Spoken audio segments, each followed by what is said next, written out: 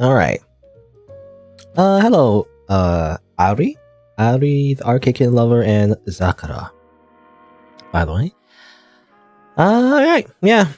Today is August 5th, 2023. Haven't been making any content recently because I've been sick. So we're gonna start today. The background music, by the way, is from Fear and Hunger. Fear and Hunger 2 Terminal, which I'll play eventually, hopefully. The only reason I haven't started it now is because the thing is, I might have to take another impromptu break, soonish, I guess, within 2 weeks. I don't know, because I'm gonna move to a new place as well. Well, for now though, I'm gonna play some shorter games, I guess. A few games. I mean, the first one is Cognitive Coffee. Not sure what it is. I guess I'll try it out. Looks okay. I mean, the art style looks interesting. And then, I guess I'm just looking at the games that I want to play. I mean, that game's gonna be a silly one, actually. I'm gonna play a slapping game. I don't know. It's interesting. And then some other games. I guess we'll see. Depends on how much time we have. Mostly it's gonna be visual novels. Recently, there's been a game jam on itch.io. I believe it's called the Only One Asset Game Jam or something like that. What's it called again? It's one asset, one something. Or only one of any asset, rather. They do a thing where, they minimize how much assets they use in a visual, usually visual novels. Anyway. Gonna do this one first, though.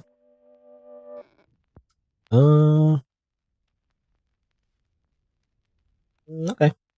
I guess you're welcome, Ari. Well, let's see. I guess, I'm gonna turn off the OST here. It's very, very jazzy. Nice and relaxing. I'm gonna turn that off because, the actual game doesn't actually have any music as far as I know. Let me double check though. Any music? No. I remember I played one visual novel when the music volume was all the way at the end, and I didn't realize. At least when it opened by default, it was all the way at the end. Yeah, I didn't hear any music. I complained about no music when there was music. It was just off for some reason. But this game doesn't seem to have music, at least in the main menu. Oh, anyway.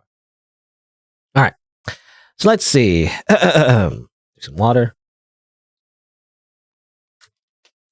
Let's start making some content. I'm so behind.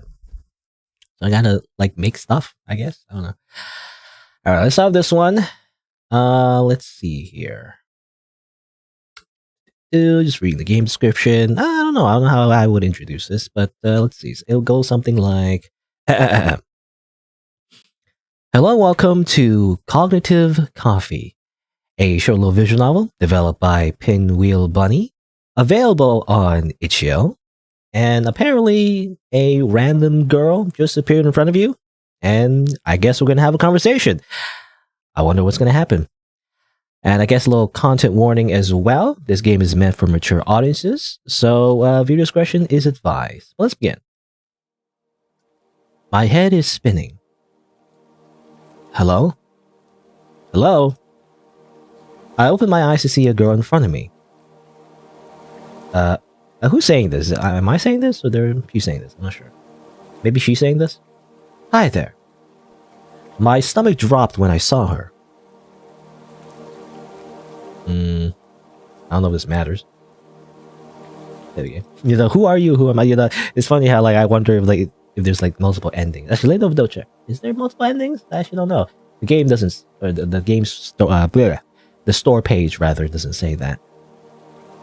But I always make a save right before every single decision. I feel in every visual novel. I guess I'll say, who are you? My name is Angel. Hi, Angel. It's nice to meet you. You could at least pretend to be enthusiastic. Do you remember your name? It was at that moment I realized I didn't. Well, pretty boy, your name is Salem. I looked around but only saw more of this abyss, void, hell. I turned back around to see Angel lost in thought. Maybe she knows something. Yeah, I don't know if it matters. Where are we? Does it really matter? What do you mean? You really don't remember what's going on. We can't leave this place, so why does it matter where we are? So, how long have we been in here? Do you know? Yeah, I do, but it wouldn't help you to know. It's actually impossible for us to leave. Why can't you give me a straight answer? Does she really not know, or is she just messing around? Let's start over. Look, I'm sorry if you feel that you can't trust me, but what should I do? You should, do a, I don't know, a suplex. Just suplex her into the ground, defeat her, and then maybe you can get out of here. I don't know. I mean, I guess you can threaten her.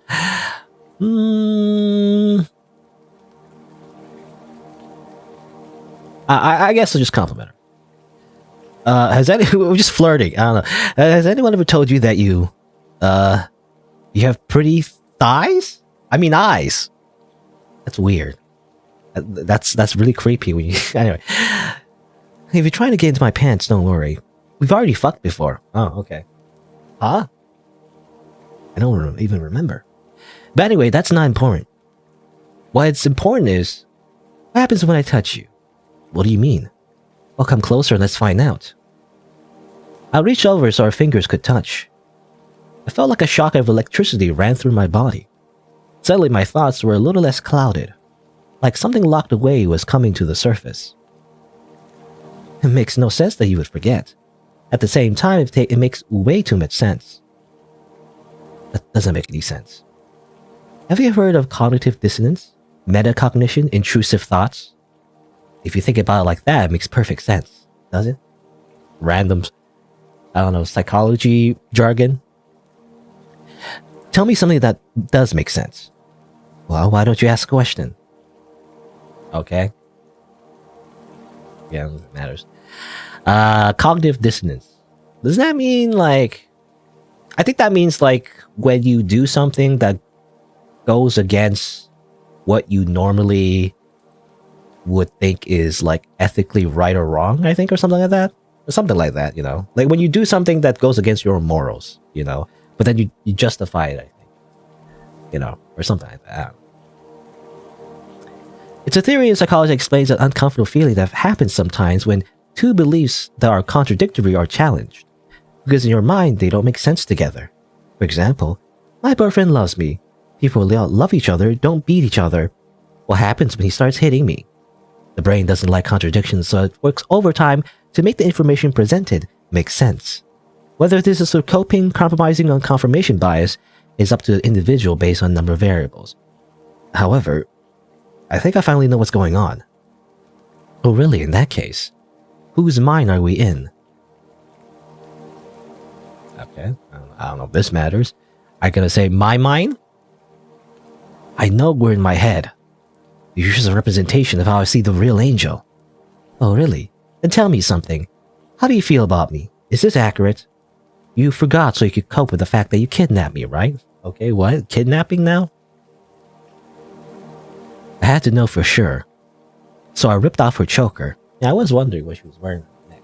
I didn't know if it was a choker or not. That's when I saw it. Do you still love me? Wait, who's saying that? Was it Angel saying that, or because it said Salem saying that? But maybe she was saying that. It makes more sense if she was saying that because we're answering. Let's say no. Not anymore. Not for a long time. Never again. Strange. Wait, I said Angel was saying that. I don't know. I feel like that could be a typo or maybe intentional. I have no idea. I reached over and grabbed her neck. You're sick. You're horrible. You think you can just take my life away and I'll be happy. You left me. You should have died with them. Don't you dare say that to me. That was our home. I don't care. Now you have me wishing that I died with them. I'll never love you again. You don't deserve it. I hate you. In that moment, something in me snapped.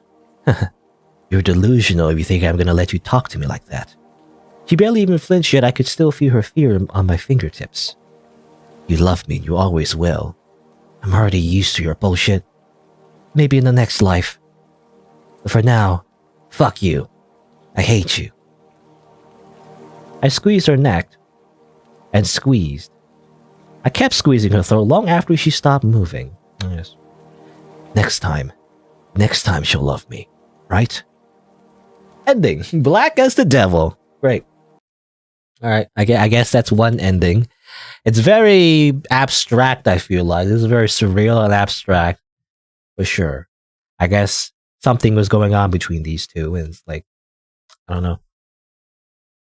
And then murder. Let's try that again. Let's go back to the very beginning in that case and see what different options, will entail. I don't know if this matters, but let's say, who am I first? Who am I? You don't remember? Your name is Salem. I see. What? Well, aren't you going to ask for my name?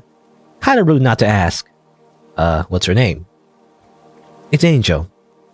Hi, Angel. Nice to meet you. Whatever, it's not like you ever fucking listen to me anyway. Well, I swear. Huh? Never mind. Alright, and then I guess this part we can skip. Am I safe? You're safe for me. At least for the most part, anyway. What do you mean? Oh, it's nothing. So, okay, let's get this. Okay, instead of trying to, like, get in her pants, apparently.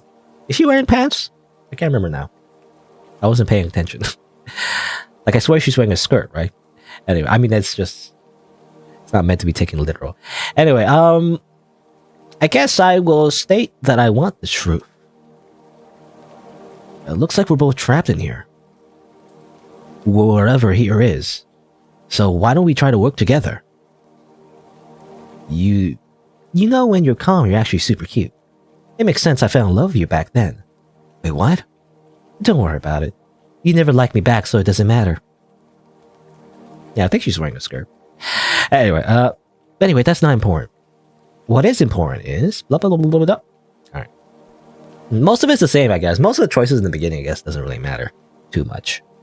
I guess let's ask what metacognition is. I actually don't know what that is, to be honest. What is that? I mean, meta means like... on another layer, something like that. In simple terms, is thinking about your own thinking. I guess that makes sense. Instead of simply thinking something, you think about why you're thinking about what you're thinking of. Crazy, right? Aware of being aware, if you will. The brain uses this to criticize itself and learn more effectively. Sometimes, anyway. However, I think I finally know what's going on. In that case, what's going on? Okay. I guess I'll save the game. Let's say we're in Angel's head. You think this is my mind? You're just a ghost that keeps evading my thoughts then. The real Salem, as I knew him, is long gone. That isn't true. Oh yeah? I pushed him down to the ground. Let me see your eyes then. He looked so scared, but I had to check. I needed to see how he was currently in my head. As I gently moved his hair from his eye, I felt him shiver. I could see what my perception of him was. It wasn't like how he used to be. Please, I don't want you to hate me. We can still fix our relationship. Even in my head, you're a liar. I don't want to bring a child into this. You won't have to. If you really mean that, will you let me go? Okay, it's confusing. Wait. Who's letting who go? Confusing. ... I knew you were a liar. Okay.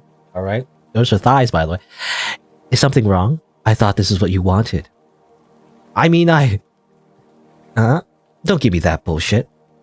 You want to continue our bloodline by any means necessary, right? Continue our bloodline. That reminds me of a meme. Wasn't it like a Resident Evil meme? About, like, Chris?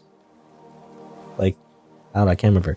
Something about, like, wanting to continue, like, the bloodline by, like, having to, like... Anyway.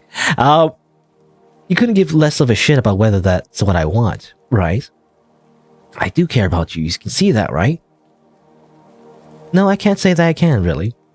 I'm not a person. I'm an object to you. You know, suddenly I have cleavage, you know, just suddenly. That's not true. It doesn't matter if it's true or not. It's what I think. Don't worry.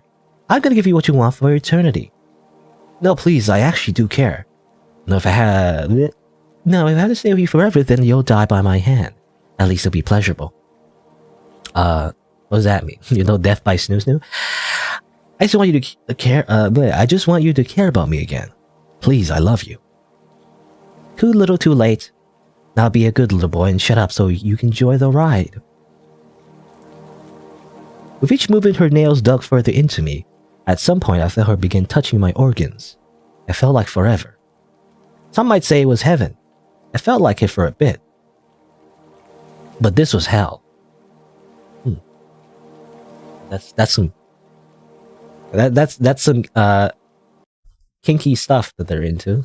That somehow you know it involves him exploding with blood everywhere.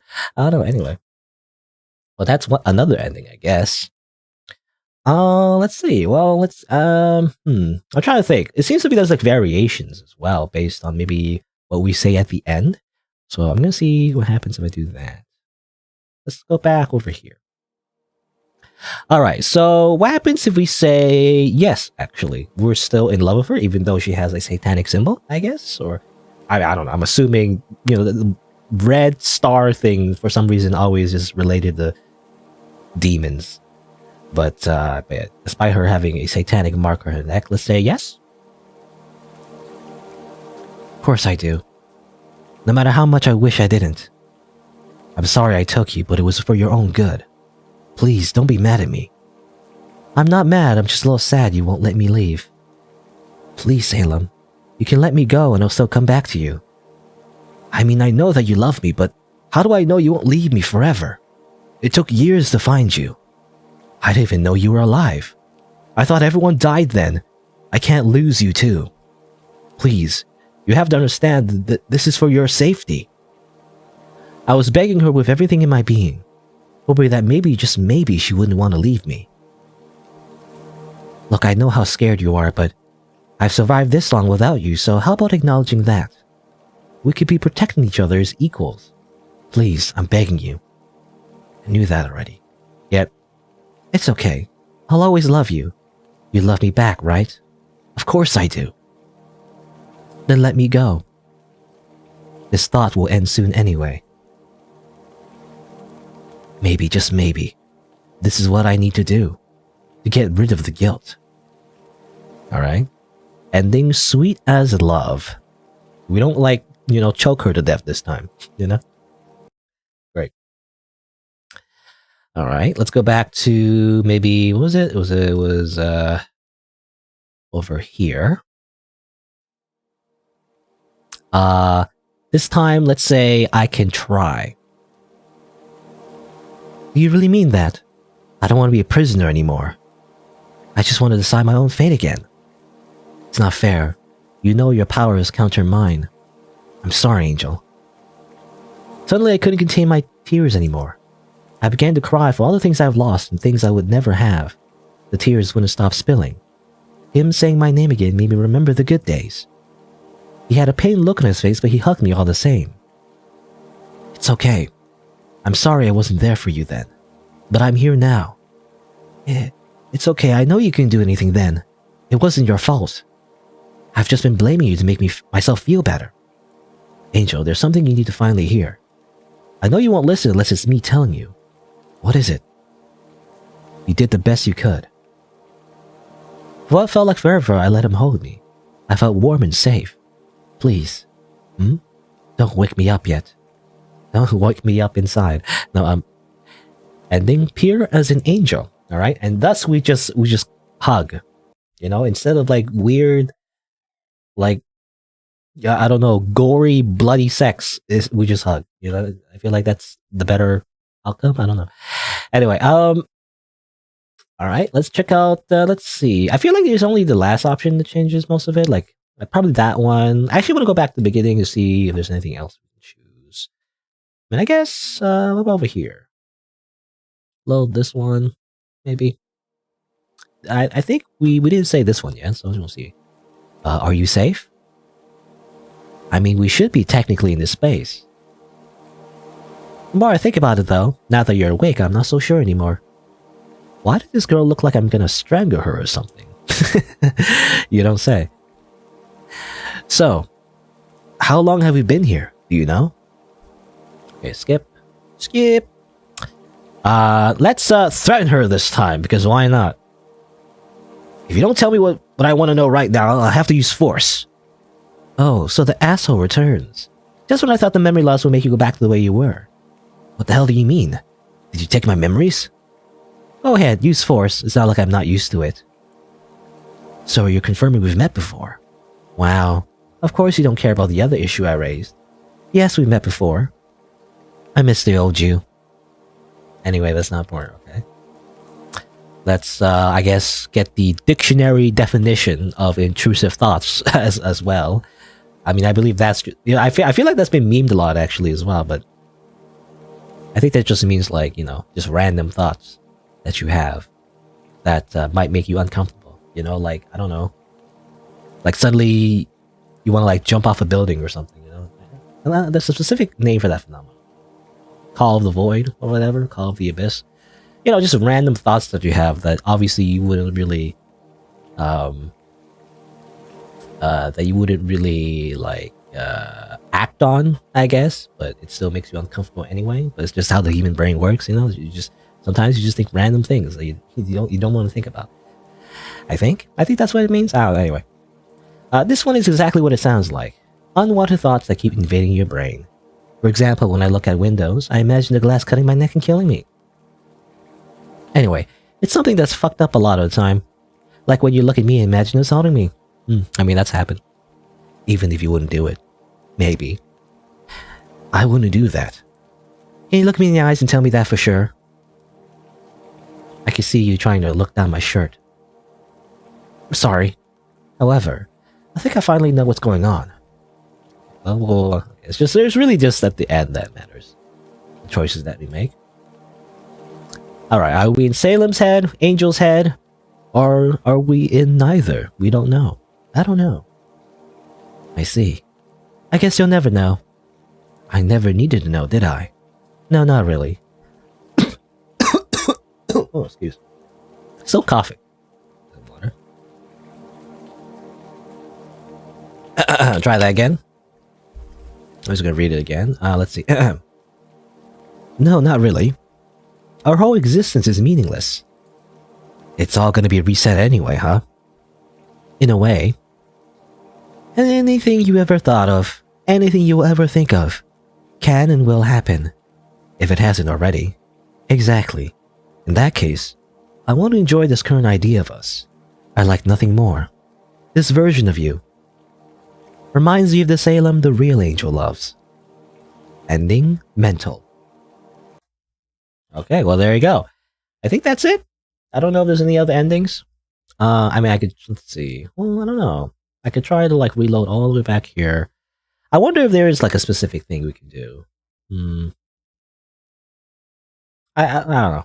I might have to like do a little bit of research off screen after I'm done. After I'm done streaming. But no, let's see. What if I say, are you? Or are we? I just want the truth. Maybe this. Yeah, it's the same options really. I don't know if there's any different options. Seems like maybe there is a specific way to like unlock a very specific ending. Maybe. You know what? I'm curious. Actually, I'm gonna check the thing where I go to the game files. I go to the Cognitive Coffee -PC. Check images. It looks like. Yeah, I don't see. I think when I look at the folder, it looks like we've seen all the CGs. You know, I think that's it. I don't think there's anything else. Yeah, I think that's all the end, as far as I know. All right, there you go. I guess I'll just give my concluding thoughts. All right, there you go. That's it. I think I got all the endings. I guess my impression of this game, you know, it's kind of short, but I mean, it's very abstract, I gotta say. You know, I think that's intentional, though. I think the developers trying to have this little extra game or at least, well, how do you describe this? But like they made a game, I guess a visual novel of like their idea of like a bigger story, I think, or something like that, you know? So it's kind of like more like a taste of like a broader, I guess, story that they might make.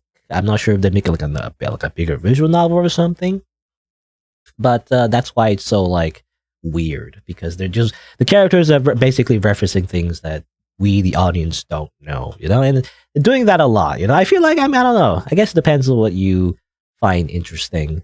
Um, I don't know. It does feel weird though, like because it feels like we're missing a big puzzle piece, like we're missing like a lot of context, basically. But I guess it is kind of interesting. I mean, there's some themes you can like pick out. I guess you know these characters seem to be in a relationship, seems to be an abusive relationship, and it's meant to be ambiguous whether or not you know it's supposed to represent Angel or Salem or even both. I don't know. Um, but that's the idea. I guess if you take it literally, it could also be even more meta in the sense that because my theory was that these characters are actually the same person. You know, they're one and the same. Actually, I don't know. That's my interpretation. I feel like, but I could be wrong. Like the idea is that maybe not. I don't know. It could be split personality, or maybe not. I don't know. I'm not sure, but you know, it represents like Salem and Angel. It's kind of like it kind of reminds me of like the devil and the angel. You know how like a common trope is like you have like characters right on your shoulders. There's like there's that represents the angel and like the devil, right? So that's the idea. I feel like, and like we're actually in a person's head that represents like both. You know, combined together. That's why when they touch fingers, you know, they Salem starts remembering stuff. Is because it's not because they're like boyfriend and girlfriend. It's actually because they're the same person. That's my interpretation anyway. But I don't know. I guess it's very ambiguous, very abstract, and I feel like the developer intentionally just left a lot of details just unexplained, you know, which is fine, I guess. But I feel like it is a little bit too much, though. It's like it is a little bit like, huh, you know, like what's going on? I don't know. But I gotta say though, the art looked good. Yeah, I like the art. You know, it's very anime-ish and everything. A lot of different like CGs, you know.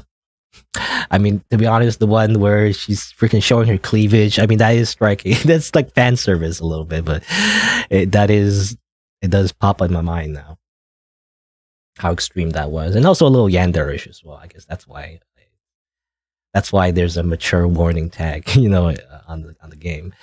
But yeah, I don't know. It's pretty short though, not much to say, but yeah, I don't know.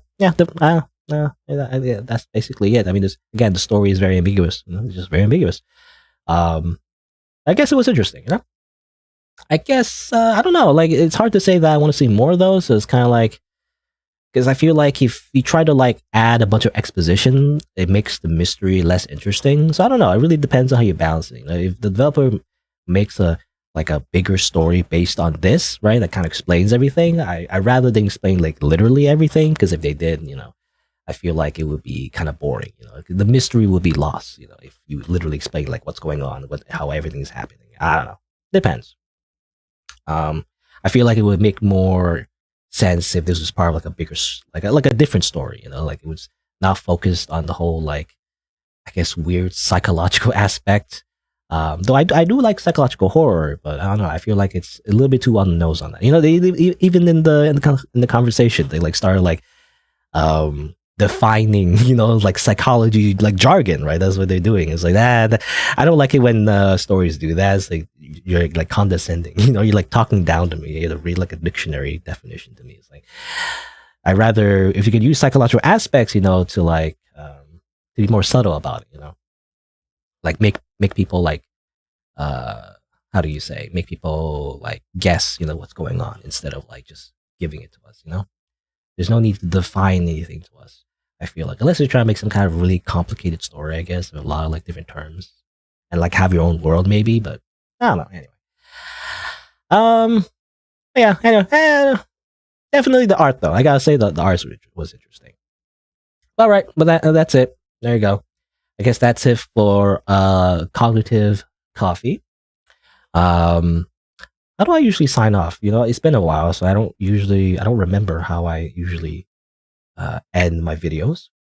Also, Among Us. I don't know how this is related to Among Us. Us? I don't know. Anyway, what do I usually say? I say like, but yeah, that's it for this game. I guess if you want to see more content, then don't forget to hit that subscribe button, I guess, or I don't know why I keep saying hit that subscribe button. It's like, that's such a cliche term, but like, click the subscribe button to see more. If you didn't know, I also stream these games live, so you can actually change the bell notifications from personalized to all to get notified when I go live. And and I guess that's it. So thanks for watching. Until next time, see you then. All right, and that's all cut for the video. Probably do a bit of editing as well, going back and forth. And it's all a bunch of going back and forth. So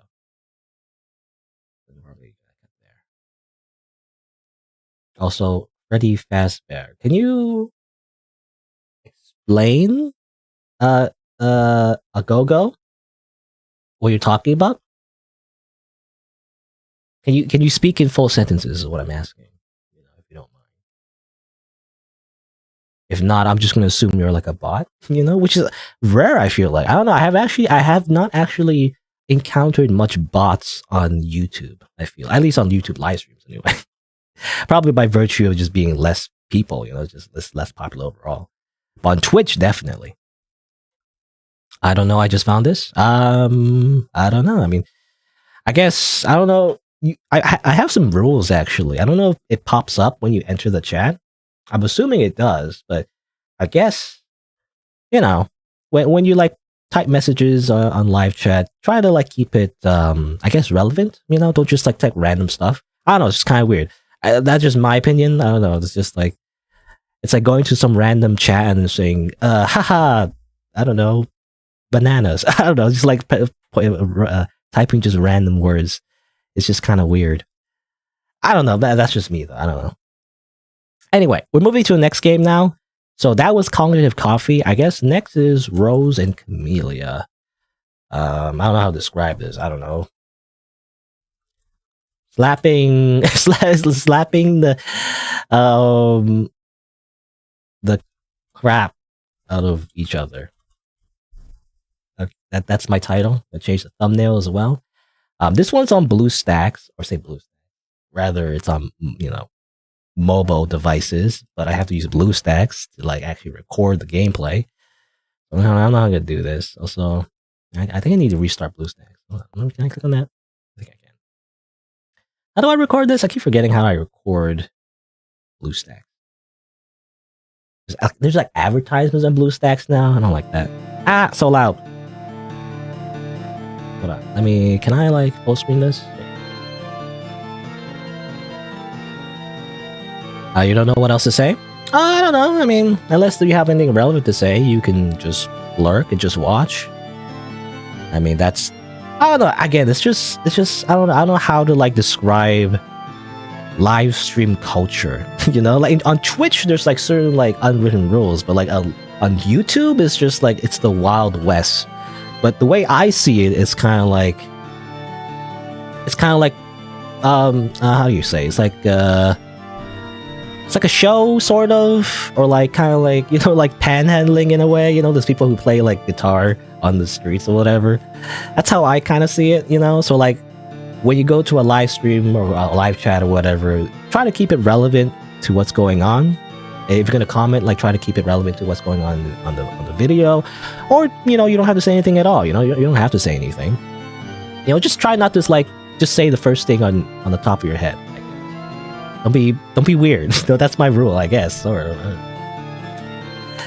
anyway, because if you don't know, I don't know. Do you even know? I guess if you don't know who I even am, I guess I play video games. This is what. I don't know. I just assume people just know what live streams are, but I guess if you don't know, if you don't even know that, I guess I just play video games. I play video games. I play like random video games that seem interesting to me, usually indie ones, and then I just commentate over it. It's a very common thing that a lot of people do. I usually like live stream. I used to live stream on Twitch, but now I'm doing it on YouTube just so I have like everything in one spot. Ironically, I feel like even though YouTube live streaming is definitely less, I don't know, I would say less popular. That's not the right word though. It has less of an audience, I guess. So like technically streaming on Twitch is better, but like I've been streaming on Twitch for so long, and it's like it doesn't have a lot of discoverability. Ironically, I just do better on YouTube for some reason. I don't know. I mean, I still only get like a few viewers each live stream and whatnot, but that's better than 0, you know. So I don't know.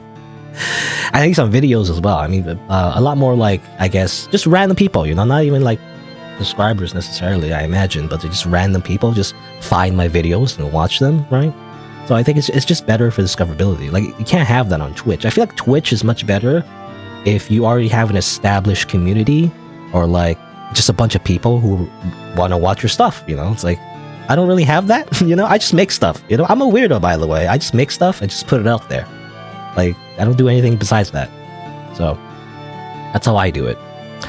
Anyway, I'm just rambling, but let's play this game next. So this game is a kind of a silly one, actually. It's actually a Flash game from a long time ago. I saw someone playing the Flash game, and I was like, oh, that looks interesting. And I noticed there's like an updated version, so I wanted to play this version.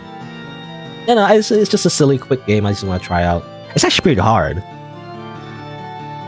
I guess we'll see how long it'll take. Hopefully it doesn't take too long, but it's kind of like a pseudo like fighting game, but you slap each other. You know, it's silly, but I like it. I don't know. It's just, I feel like I just want to like try it out. Anyway, I guess I'll introduce it though. So let's see. How would I introduce it? Like,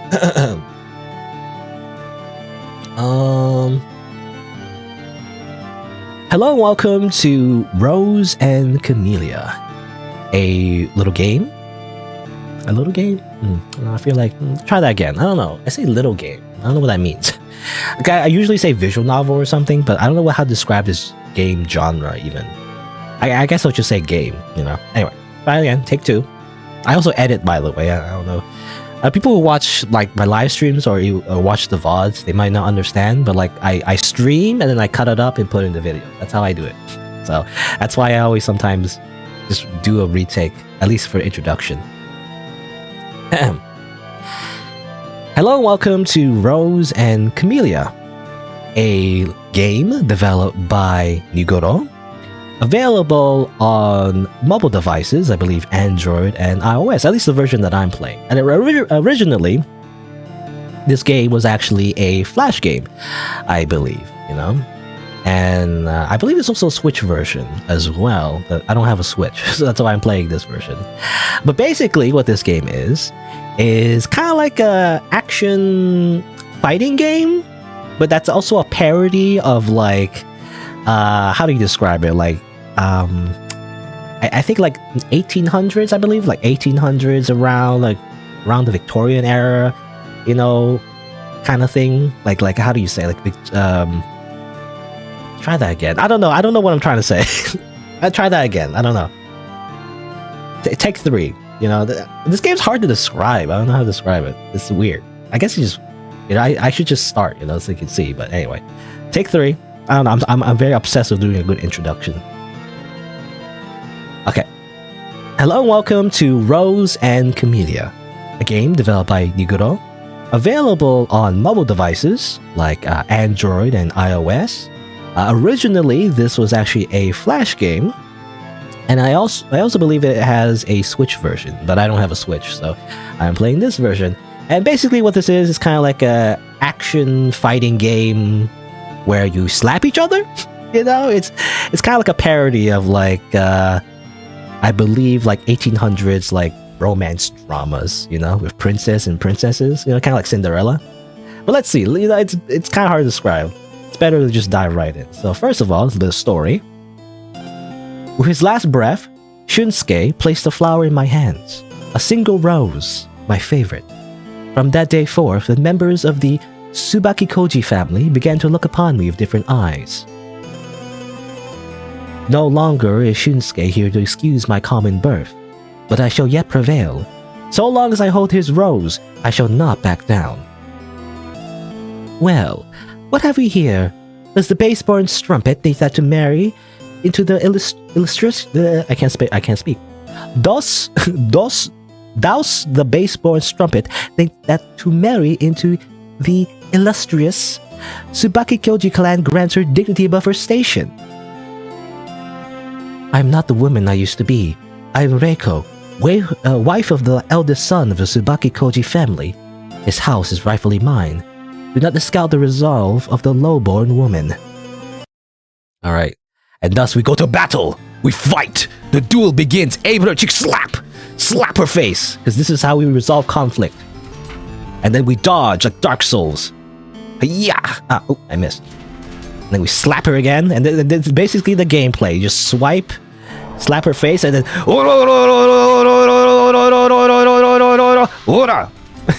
Oh, okay. You tricked me. Ow. I took all those hits, but don't worry about it. I'm just gonna slap her in the face. And that's basically it. I don't know, this game's just silly.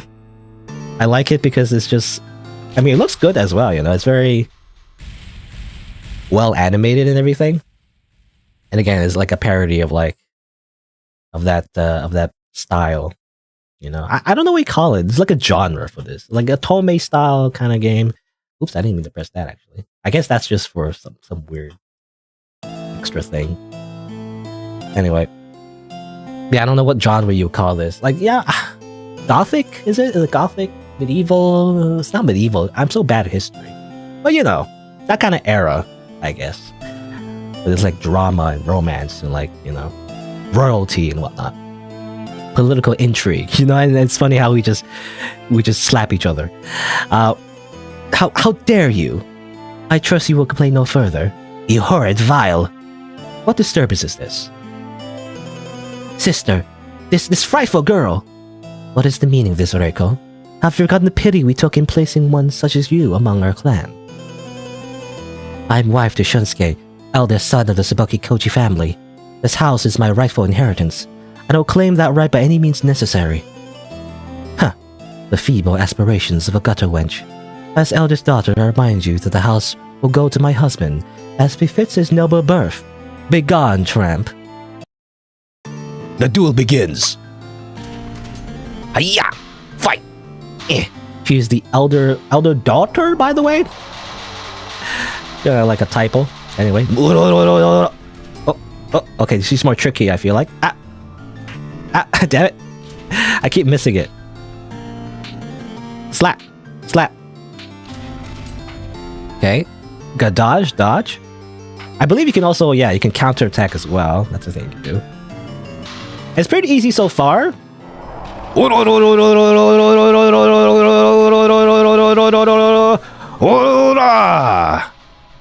like doing that. I think that only happens if you do critical hits like in a row. Anyway, here's like an advertisement for their other game from the developer, La Mulana 1 and 2. Did they make though? I can't remember, but to be honest, when I think of La Mulana, I remember watching a Let's Play from Deceased Crab. You know, one of the OG like YouTube Let's Players. That's what I remember. Anyway, it's a tea break. Have some tea, and then play La Mulana, I guess. You play that game, I guess.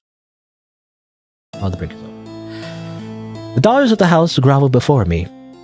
Your husband does not enter into this, Shizuka. This is a battle between women. Indeed it is. Okay, here's the maid.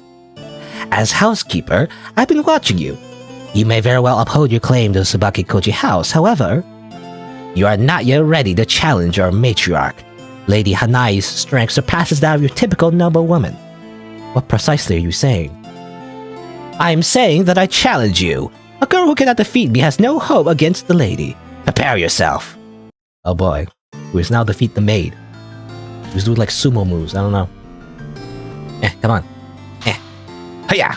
Hiya! Hiya! Hiya! Oh! Oh! Hiya! Oh, she's more tricky. She does more damage as well, seems like. This is when the game gets hard, I feel like. I did try this game out for a little bit, and it's like, yeah, this is when it gets kind of hard. The first few, like, enemies, not too bad, but it's probably when I'll get my first game over. Oh, come on! I'm trying to dodge, but that's not working.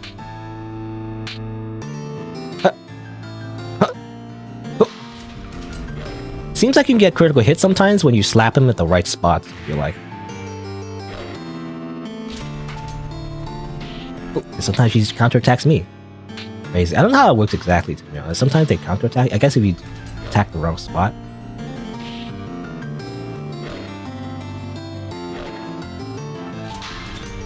Hey!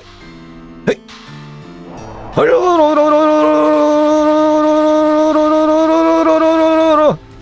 Oh, damn it. She beat me anyway. What she do? She's flexing. Defeat. Is that was seen? A lot of typos. You can't win such one at all. Anyway, let's try again. Oh, you have to watch ads though. Hold on, we have to watch ads. This is a mobile game. I don't know what is going on. This is the problem. Is you have to watch ads. What was this ad of? What is this? Super Snail? Well, in the video, I'm gonna cut this. No ads. You know, I expect like silly, like dumb mobile ads, but I mean, this was actually well animated. I don't know what this game is. The actual game probably sucks, but this is actually a well animated like little thing here. I don't know. Funny little cartoon. Okay. Advertisement voice. Play the game. No. Okay. Well, try again.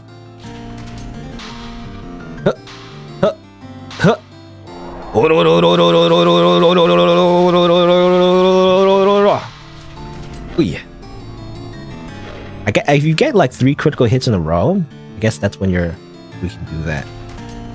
Okay, slap here, swipe.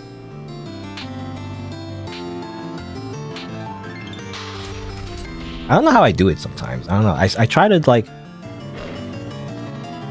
swipe from her hand, I guess. Sometimes it doesn't work.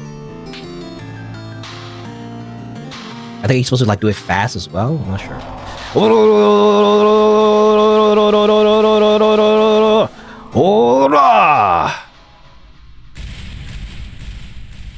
Victory.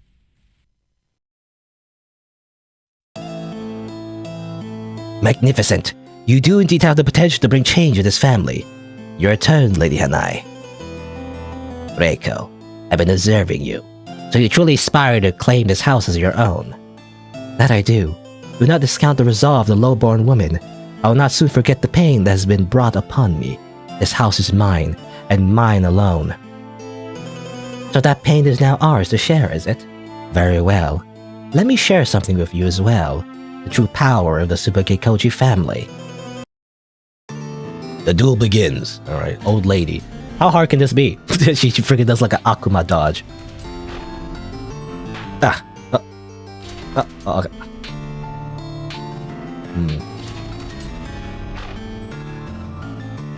I think, yeah, you look at her eye. I don't know how to do a critical hit on her. Like, what do I do? Oh, come on. What? Oh. Damn it.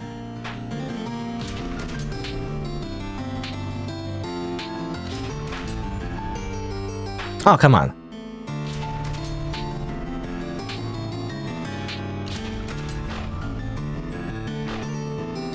This is the Dark Souls of slapping fighting games.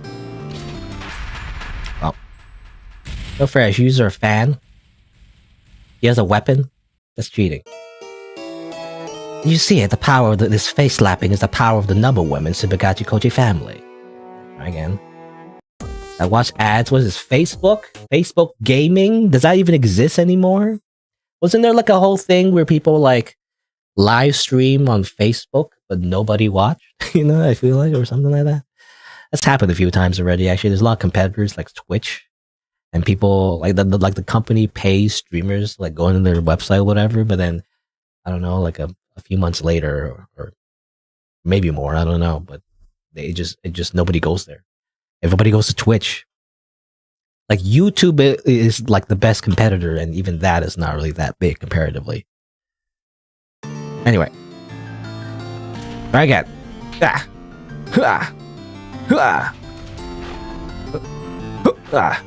really gotta pay attention. My reaction time has to be like really good. I feel like.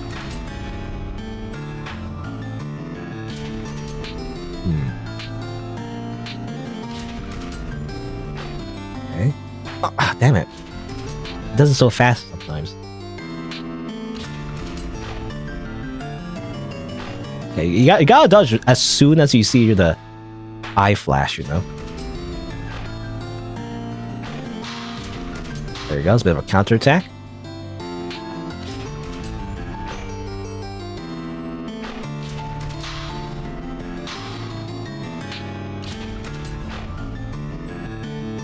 Ooh.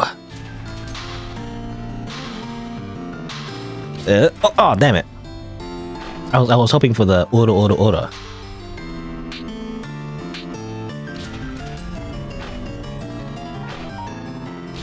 Hoo-yah! Hoo-yah! Hoo-yah!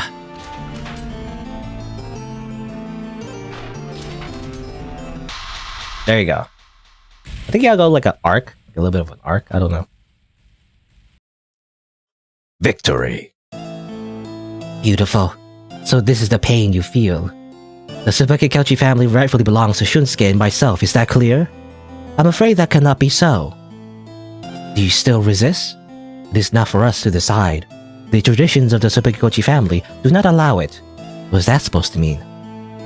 For eons has this house been ruled by the dark power of the Grand Madame. On the 4th floor beyond the door that must not be opened, yet she dwells. Reiko, you may in fact be the one, the slayer. I shall claim the title Grand Madame of the Tsubaki house as my own. This I swear. Ah, I pray you are the Rose Bride of legend. Ah yes, of legends. It is fate. It is destiny.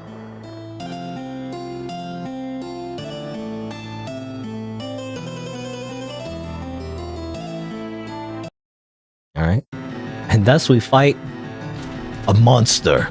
Literally a monster. Die, monster. You don't belong in this world. And she just freaking punches you, by the way. Not even slapping. You know, slapping, just punching. This is assault. This is not fair. Okay.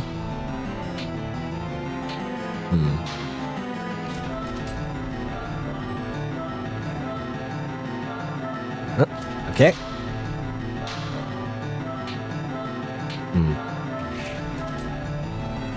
He does a lot of damage, by the way. It's like a full rose, I feel like, gone. I guess sometimes if you... I don't know, she counterattacks sometimes. Sucks. I guess I could also counterattack and try doing that. Gotta hit it just right, I guess, to do a counterattack.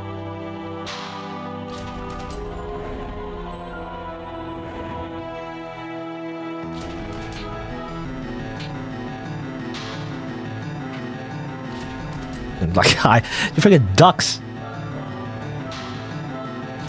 Oh yeah. Hooah! Hooah!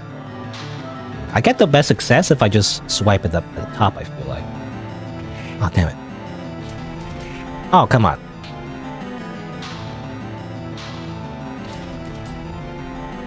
Ah, oh, damn it. She just punches me. What is this monster? He just says, "Gloo." No time to watch some ads.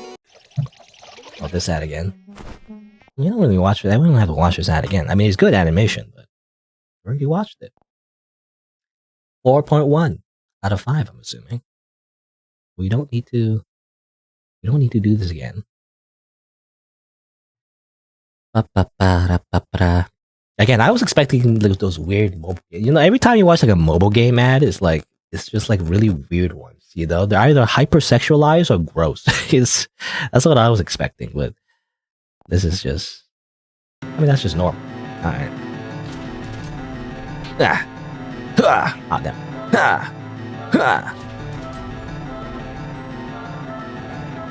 Okay. It's around 3 hits. Oh, come on. Oh, come on.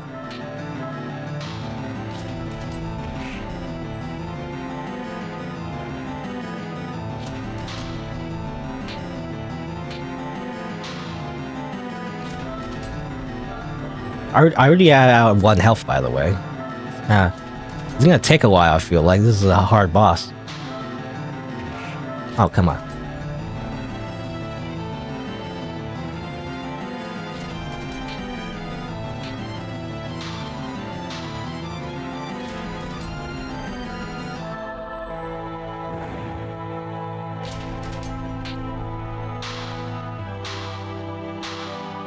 All right, they got.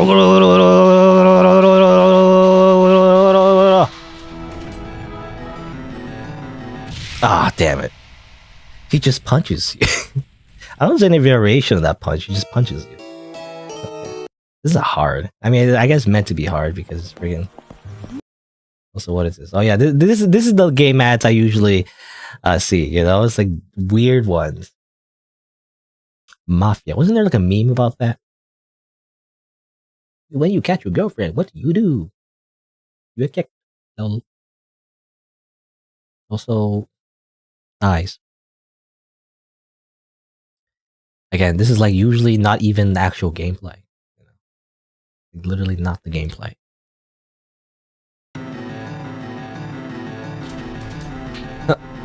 Hey. I just gotta like do the same thing I always do when I do the critical hit, like that, and go.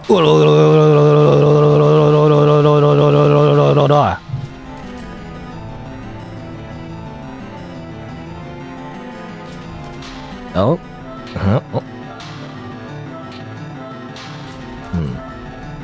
There's so much health. Ah, damn it. She does that sometimes. I don't know what activates that.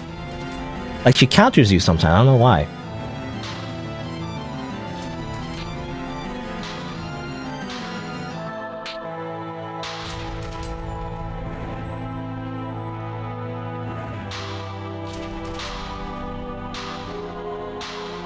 Let's go. Almost.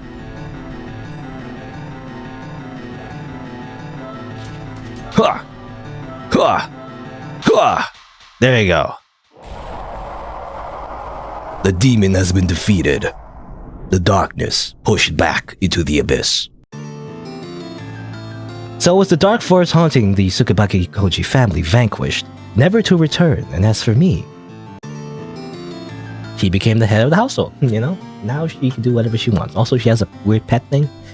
Actually, I wonder, is that the Grand Madame? That's what it reminds me of. Like. Did she turn into a cat? Is that what happened? Maybe? Also, very talented maid. She could even play the harp. There you go. That's Rose and Camellia. It's just a very like silly like action fighting slapping game. It's actually pretty fun. I like it. It reminds me of Punch-Out a little bit as well. That's why I like it. I mean, I like Punch-Out style games actually. Games that involve a lot of dodging, you know, and like stuff like that, and like pattern recognition. Obviously, I think in the original Flash game, I believe it was like a little bit harder because you couldn't really continue. I think you had lives or whatever. But this one's actually a little bit easier because you can just watch ads, you know? I believe the Switch version as well. I don't know if the Switch version looks any different. But I imagine the Switch version is also pretty generous, I imagine, as well. Maybe? I'm not sure. Anyway, there you go. That's the game. I just want to, you know, do this one because, yeah, I don't know. I liked it. It was, like, really fun. So, and also really silly. So I really liked it. Not much to say, but, like, the animations are really good. Yeah, I must say. I think it's been improved, you know, as well. Compared to the Flash game, as far as I know. I do believe there's like other games in this series. They also made like more of these type of games but it's pretty much the same for the most part. So I'm probably not gonna make like any extra content for this series in particular because it's mostly the same. You know, you've seen one. I think you've seen them all. You know, it's just the same game. It's just like you just slap each other even more. I feel like so. You know, I feel like. To me anyway, you know, it might overstay its welcome if I play all of them. But as it is, no, it's pretty, again, pretty fun. Pretty hard as well, I feel like, you know, I feel like if you don't know what you're doing, you know, it's actually pretty hard.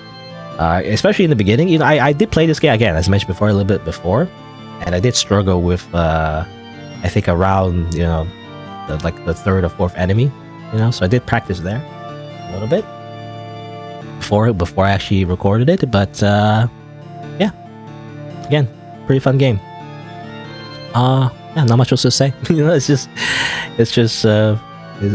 pretty silly. I like it. Anyway, so that's it for Rose and Camellia. You know, if you want to see more content, then you can click that subscribe button. And you can also check out other content on my channel if you'd like. And if you didn't know, I also stream these games live. So you can also change the bell notifications from personalized to all if you get notified when I go live. Thanks for watching. Until next time, see you then. There you go. That's it. That's the game. I just want to try it out. This is silly. I was actually expecting this game to actually take a little bit longer because the boss fights is pretty hard. You know, I practiced a little bit off screen and it did seem like really hard, but it turns out it worked out. It didn't take too long at all. Actually, I was expecting it to take like an hour or something.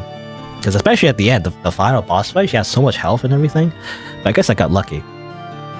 Anyway, I guess that's it. Let's see. I guess we'll exit out of this. Exit out of BlueStack. You know?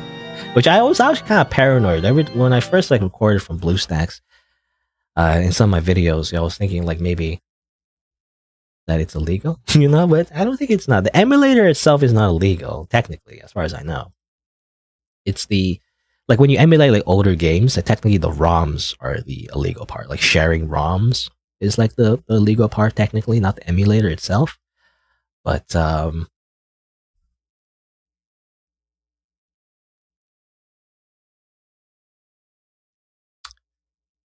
technically for the BlueStacks though, it's just an emulator, you know, that like just simulates downloading like apps from the App Store. So I think it's pretty legal, you know, as far as I know. It's not illegal, but I'm not sure. Anyway, maybe I shouldn't talk too much about it in case it is like not allowed. I don't know. Anyway, all right. So next game is, I guess, just a visual novel. I don't know if I'll like it, but sure. It says here, one of the features is a possibly unhinged vampire love interest. Okay, so I'll try it out, I guess. How do I describe it as a title? I'm not sure.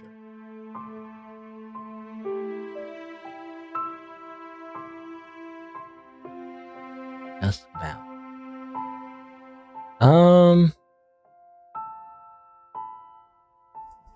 Confessing your love to a possibly unhinged vampire. You know, it's like that's my title. That's one of the how do you say, spark notes of the game. It mentions there's a possibly unhinged vampire love interest. Why not? All right, change the title. Oh, I gotta change. I know I changed that already. Yeah? Confessing your love to a possibly unhinged vampire, Duskbound, and more video games later. That's what I usually put as a title. All right. Okay, so we'll play this game next. Let's see. Water. This game is a little bit longer, I feel like. Apparently, it's 9,000 words, so it says here 30 to 45 minutes of playtime, which for me is probably more than that. Probably, I'm thinking it's like an hour. Apparently, there's also 5 endings. I guess we'll see. I mean, the art looks nice, so I guess we'll see if the writing is also to my taste as well. You know, so sometimes the writing is good, but like I just don't like it personally. I don't find it like interesting to me. But I don't know. I'll give this one a try. This is kind of like a Tome style game. I mean, Tome games are really hit or miss with me. It depends. Sometimes I do like them, but sometimes it's a little bit too focused on the romance, and it's like, it's not interested in the romance too much. So I like it when romance is the how do you say, the catalyst for conflict, right? I mean, like the opposite of what you want in real life, but like basically like toxic relationships, like drama, you know, like stuff like that. Now that's interesting because it makes an interesting story. But when it's like, oh, cutesy, it's like fluffy, it's like, oh, okay, well, it's kind of boring, you know. It's like there's not much to it.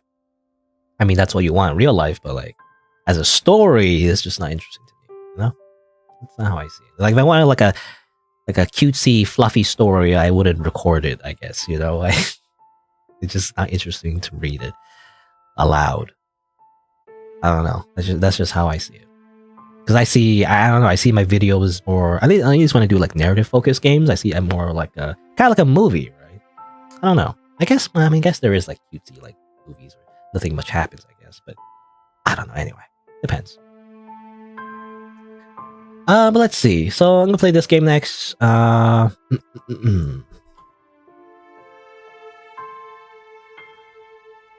guess we'll see what happens in the game. But let's see. How do I introduce it? Be like, hello, welcome to Duskbound, a visual novel developed by Nivaranthia, available on itch.io. And well, it's about confessing your love to a vampire, you know, and I guess we'll see what happens. A little content warning though, there may be some disturbing elements, so viewer discretion is advised. Well, let's begin. You know, maybe this game will be a better love story than Twilight, you know, is that they always say. But yeah, this game contains dark and unsettling themes and may not be suitable for everyone. Would you like to see the content warnings? Okay, fine. Again, I don't like personally, I don't like showing it because it might contain spoilers like for me, but I'm gonna show it anyway. You know, just in case if anyone is concerned. But yeah, I feel it features textual descriptions of manipulation, blood, violence, death/murder, and dubious consent. Yes. Also, visual, non-graphic depictions of blood. Non-graphic? I want to see graphic depictions. You know, I'm the opposite. You know, I want all of the disturbing themes. You know, it's not disturbing enough for me. I don't know. Anyway, but no, this game is not going to be over-the-top violence, I guess. There's no light in the city. A dull red moon is all that illuminates our eternal night. Even the lanterns are obscured by countless moths. People trace the same paths every day, seemingly possessed by no spirit at all, simply droning on. Some days, it feels like I'm the only one who's alive, and everyone else is merely a ghost. It wasn't always like that. Long ago, the city shone as a beacon to all those who believe in the one Lord, until the Red Plague fell upon us and our great cathedral was abandoned by those who proclaimed they would save us. They took the light with them when they left, but they couldn't take everything from us. I, for one, have done my best to find hope in the small things, like my meeting with him. There's no light in the city, but he is the sun. I don't know who he is, but I saw him one day ambling through the town square. His garments were impeccably tailored, and his hair framed his face in a way I had only seen in paintings, like a Bishonen. And those fine threads, if you had stopped by my workshop, I would have surely remembered.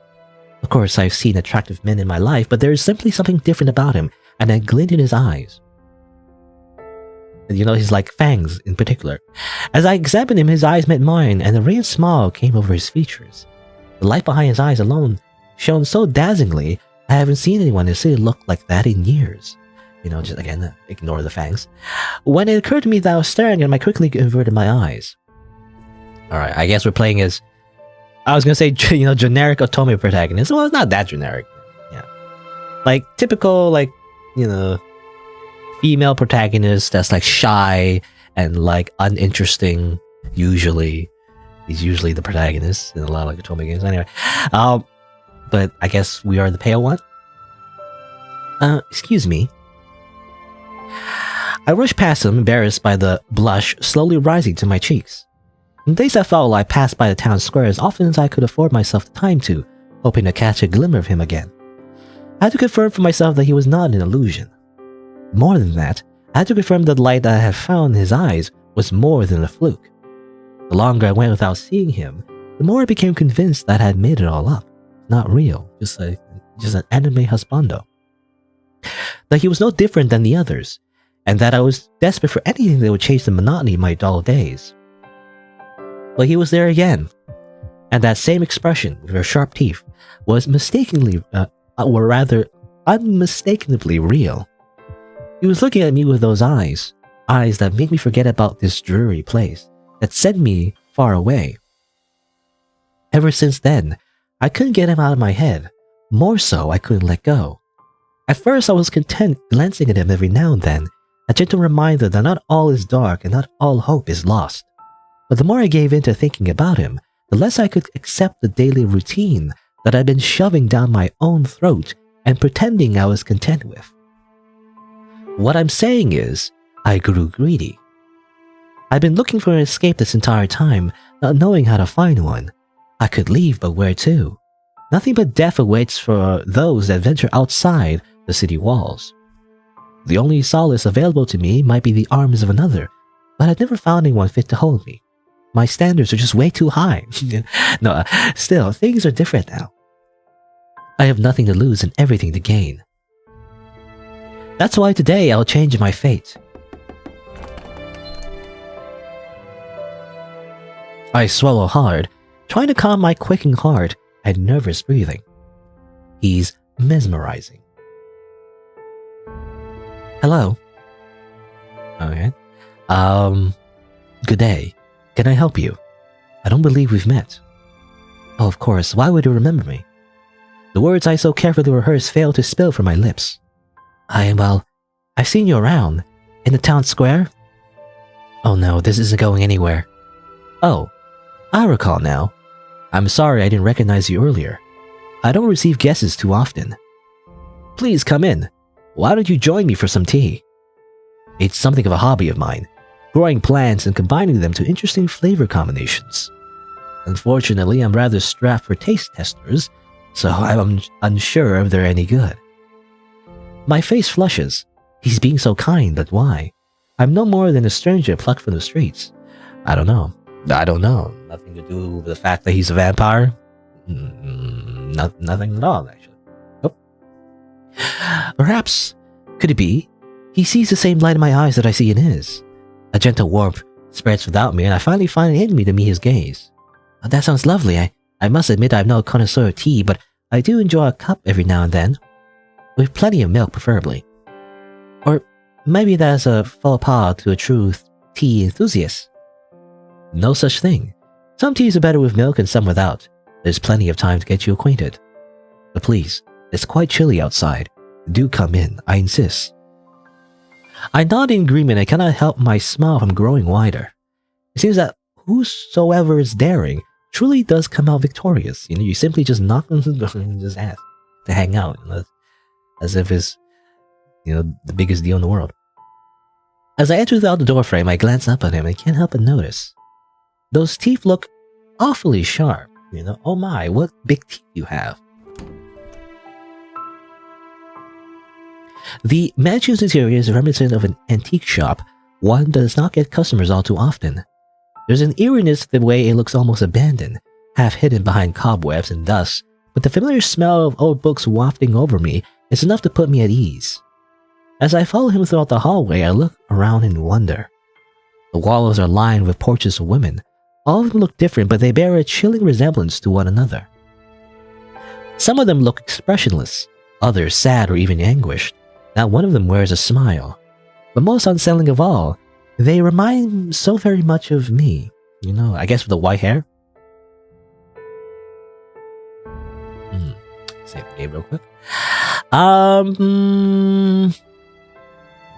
Yeah, we're gonna ask about the portraits. What lovely portraits. The artistry is apparent, but I must say they look so sullen. Might I ask the story of these paintings? He turns around slowly and purses his lips, as though he's unsure how to respond. After a drawn-out silence, I start. Oh, I'm sorry if I pried into something I shouldn't have. His eyes soften. No, don't worry. It's another hobby of mine, though I fear I'm not very good at it. After all this time painting the same subject, I have at least managed a modicum of skill in portraiture. Ah, so they're all portraits of the same woman. Then what love he must have had for her. I feel a pang of jealousy within my gut as I picture him gazing at her intently, working to capture her likeness stroke by stroke.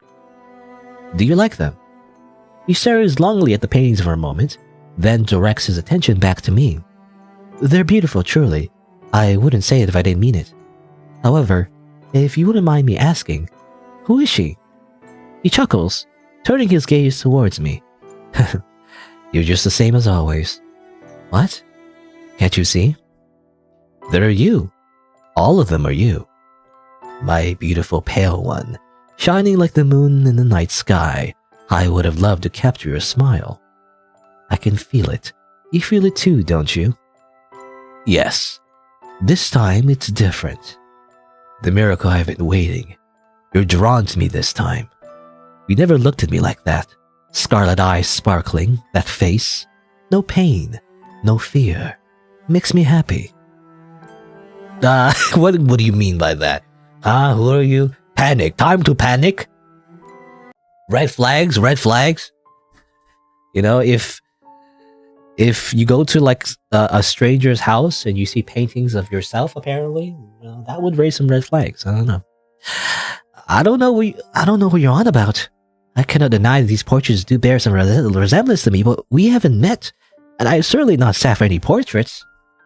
No. Just when I thought that things had changed. What was it this time? Was it something I said? It's useless, isn't it? Why must you torment me like this? The light I saw in him left his eyes completely in that moment. A cold shell remained, leaving me to wonder which one was the real him. I'm sorry, but I'm afraid I have to leave. I take a step back towards the front door, but he grips my wrist with a terrifying strength. I'm afraid I can't let you do that. I glance at his stoic face with bewilderment. Why is his expression so dead? I can't understand any of this. And his eyes, how hollow they seem now, all light extinguished.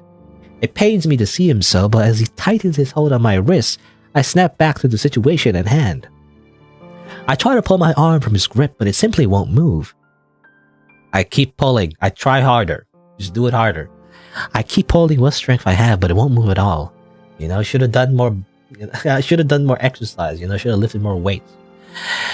Just, what do you want from me? Look at me with those eyes again, and things can go back to normal. Please, my dearest moon, look at me. I know what he wants now, but I'm terrified. How can my eyes fill with love when he has lost the very thing that pulled me in? Say it again. I simply pull harder. I use the power of my strength. Give up. I flex. I go Super Saiyan. Come on, Super Saiyan 2. Super Saiyan 3. I power up even more. No, it's not. No, come on. No, come on. Come on. No, come on. Go. Come on. Okay. We can't do it. Apparently, we cannot overcome his strength. Come on, kick him in the balls. I don't know, anyway. Alright, fine. Smile. I muster my best attempt at a smile, but it feels lopsided and wrong at best. An absolutely joyless laughter resounds throughout the hallway. Pathetic. Absolutely pitiful, really. As subtly as it appeared, his smile recedes from his features to reveal an almost fragile expression. Oh, my dearest pale one, how I squander this chance. Next time I'll do better. I promise. Alas, until then, whenever and however that may be. Without warning, he knocks me out. There's no way to know how much time has passed once I regain consciousness.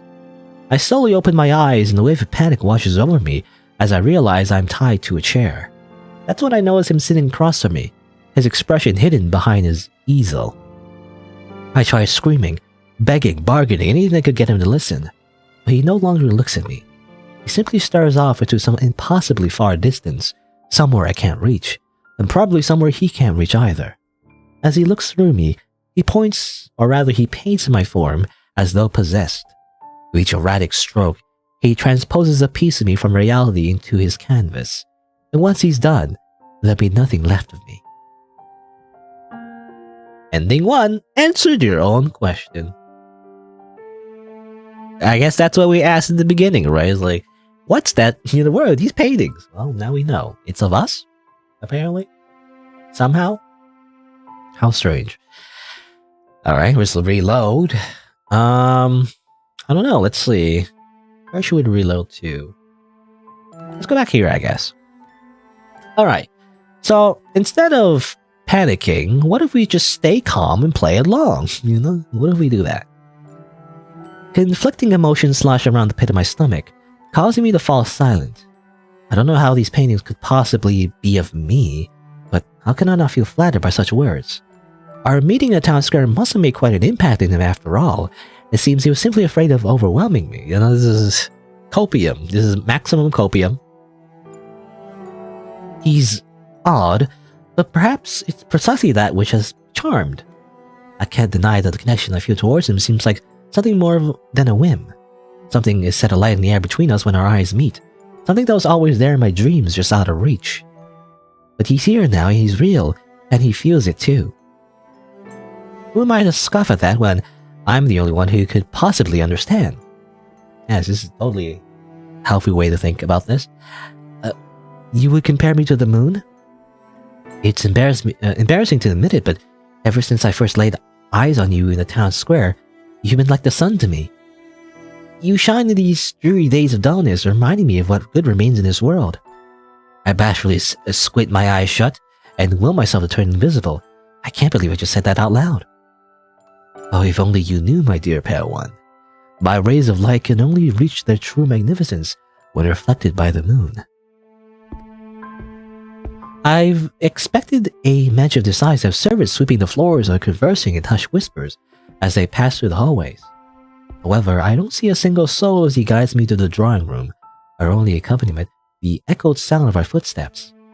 The more I see of his residence, the more I'm reminded of a ruin, a tomb where some nobleman lies buried beneath piles of luxuries he no longer has a use for. A deep sense of loneliness seeps out of every wall, threatening to suffocate me. I wonder how he feels wandering through these hallways all alone.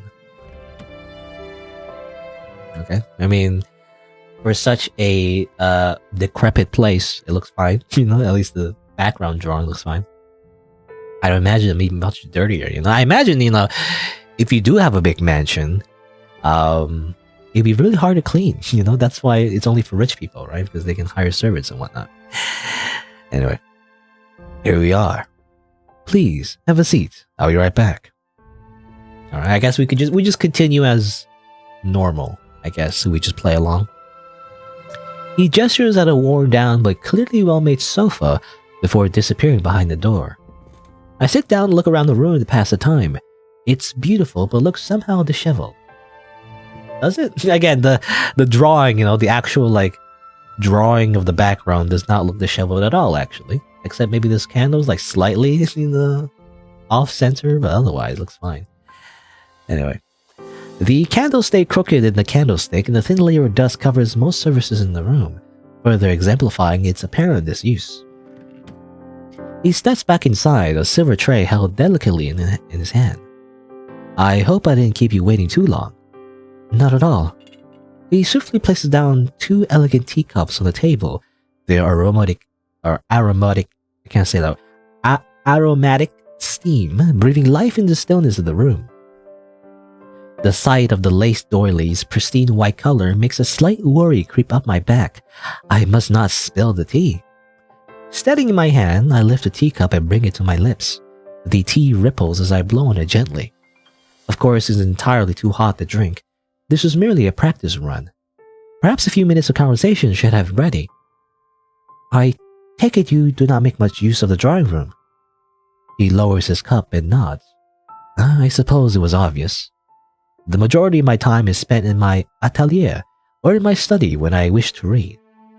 As you can likely tell by now, this place is far too spacious for me alone. Still, as long as I live in this dreaded city, I can't bring myself to abandon my family home, even if little remains of those who once called it so. Perhaps especially so because of that. I fall silent for a moment, unsure of how to respond. Should I distract him from the dreary topic by delving into our shared interest in reading?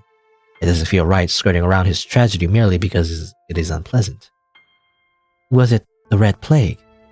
My sister and I lost our parents and baby brother. It must be hard not having anyone. I did not mean to make you pity me. Death might be a consolation, compared to wandering around this ghost of a city. I do hope your family's at peace. Apologies. I did not mean to dampen the mood. Now enough of all that. Tell me, to what do I owe the pleasure of your visit? Oh no, I can't avoid it any longer. I came here for a reason, but would it be absurd to lay it on the table like this so soon? Well, you see, I came here to get your pants. No, and then again, with the things he said before, it feels as though he already knows my heart. Is there any point in hiding anymore?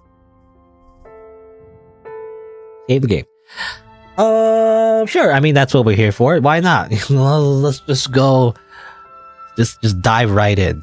Confess our love. Perhaps against my better judgment, I muster up the courage to get the words out of my mouth. I'm about to say something insolent and brash. Will you forgive me? You can say anything to me and I'll accept it. My forgiveness is always irrevocably yours. Something about the kind look in his eyes and the candor in his words give me pause. I do not deserve this warmth. The reason I came here today is because I cannot forget about you. I simply cannot let you go. Ever since the eternal night fell, everyone in the city has been lost.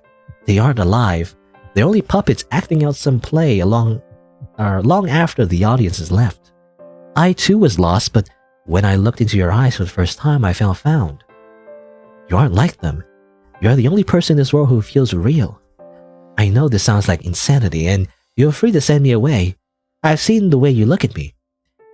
If it is as I suspect, and this feeling is something you recognize, then please, let me stay by your side. My heart pounds against my chest. It goes doki doki, but I feel relieved to finally speak aloud the feelings I held inside, no matter what comes next.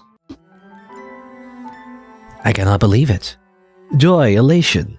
Words fall short of describing the feeling you've stirred inside me. I was right this time. Finally, you've come to your senses. I come to see that you belong to me. I don't know. Raising some red flags again. He holds out his hand to me. It doesn't matter that I do not understand why. None of this matters. Only he and I exist, and that is the truth.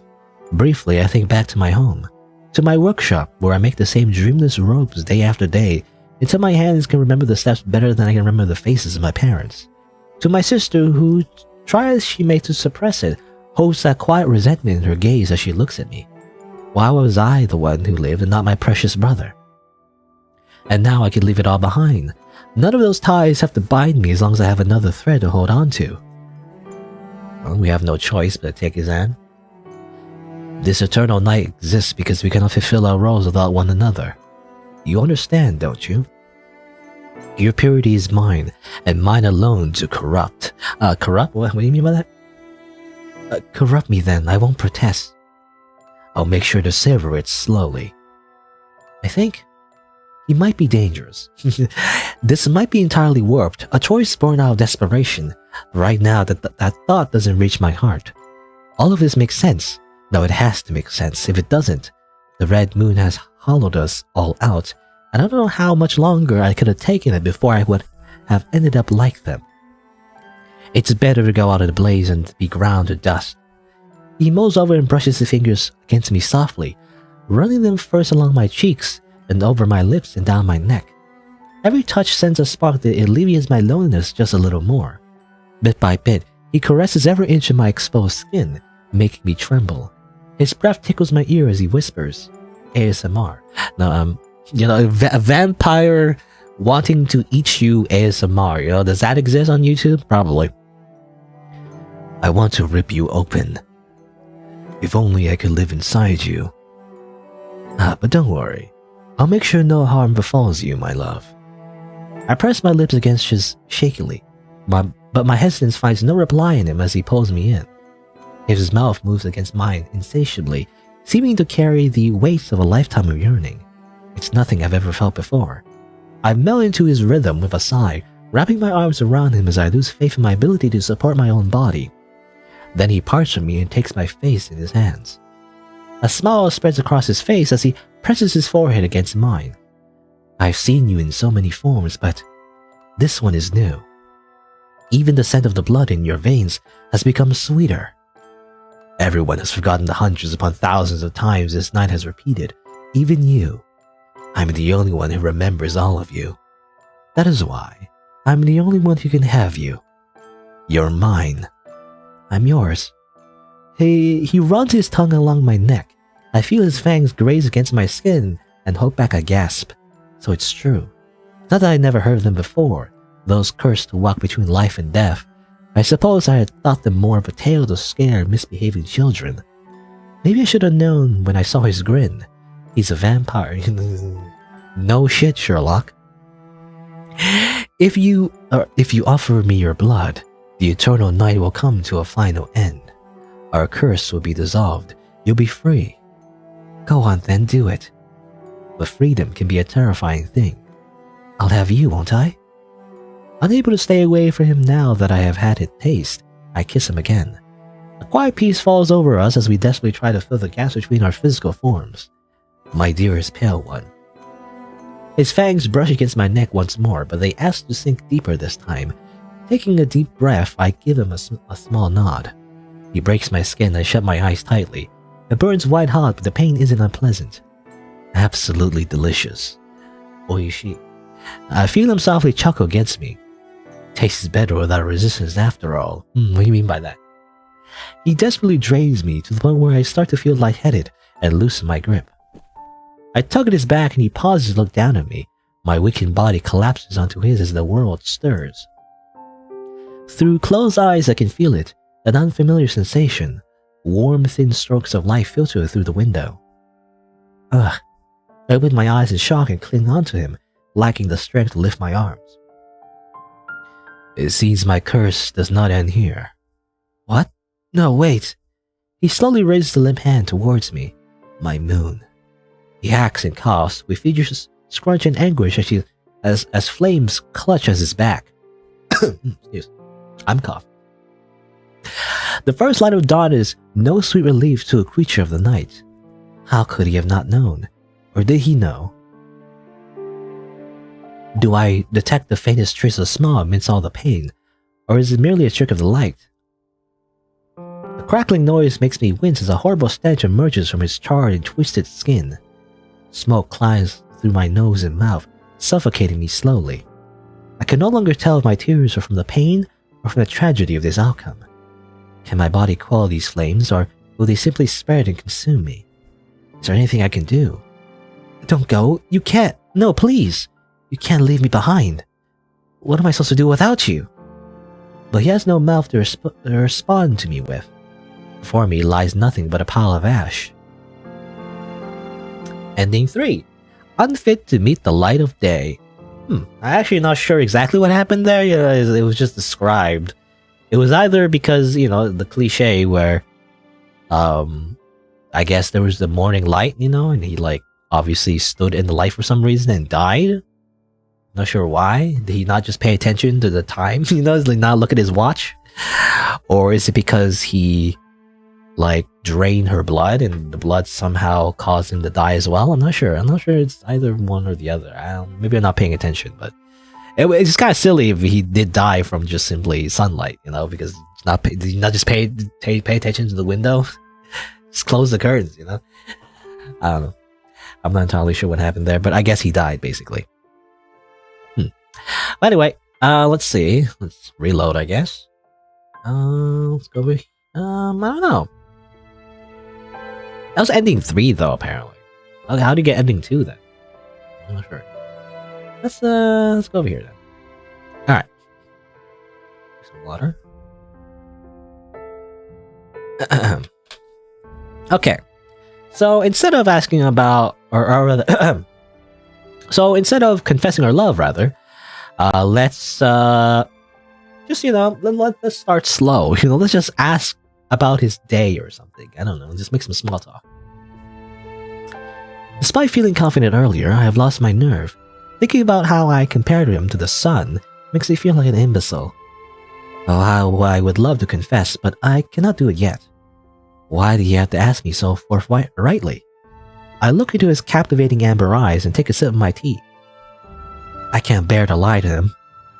All I can do is avoid his inquiry by suddenly changing the subject. Oh, but where are my manners? I haven't even introduced myself yet. My name is... Shh. Before I realize it, he's put his fingers on my lips. Our first touch. I can't suppress the faintest flutter in my heart.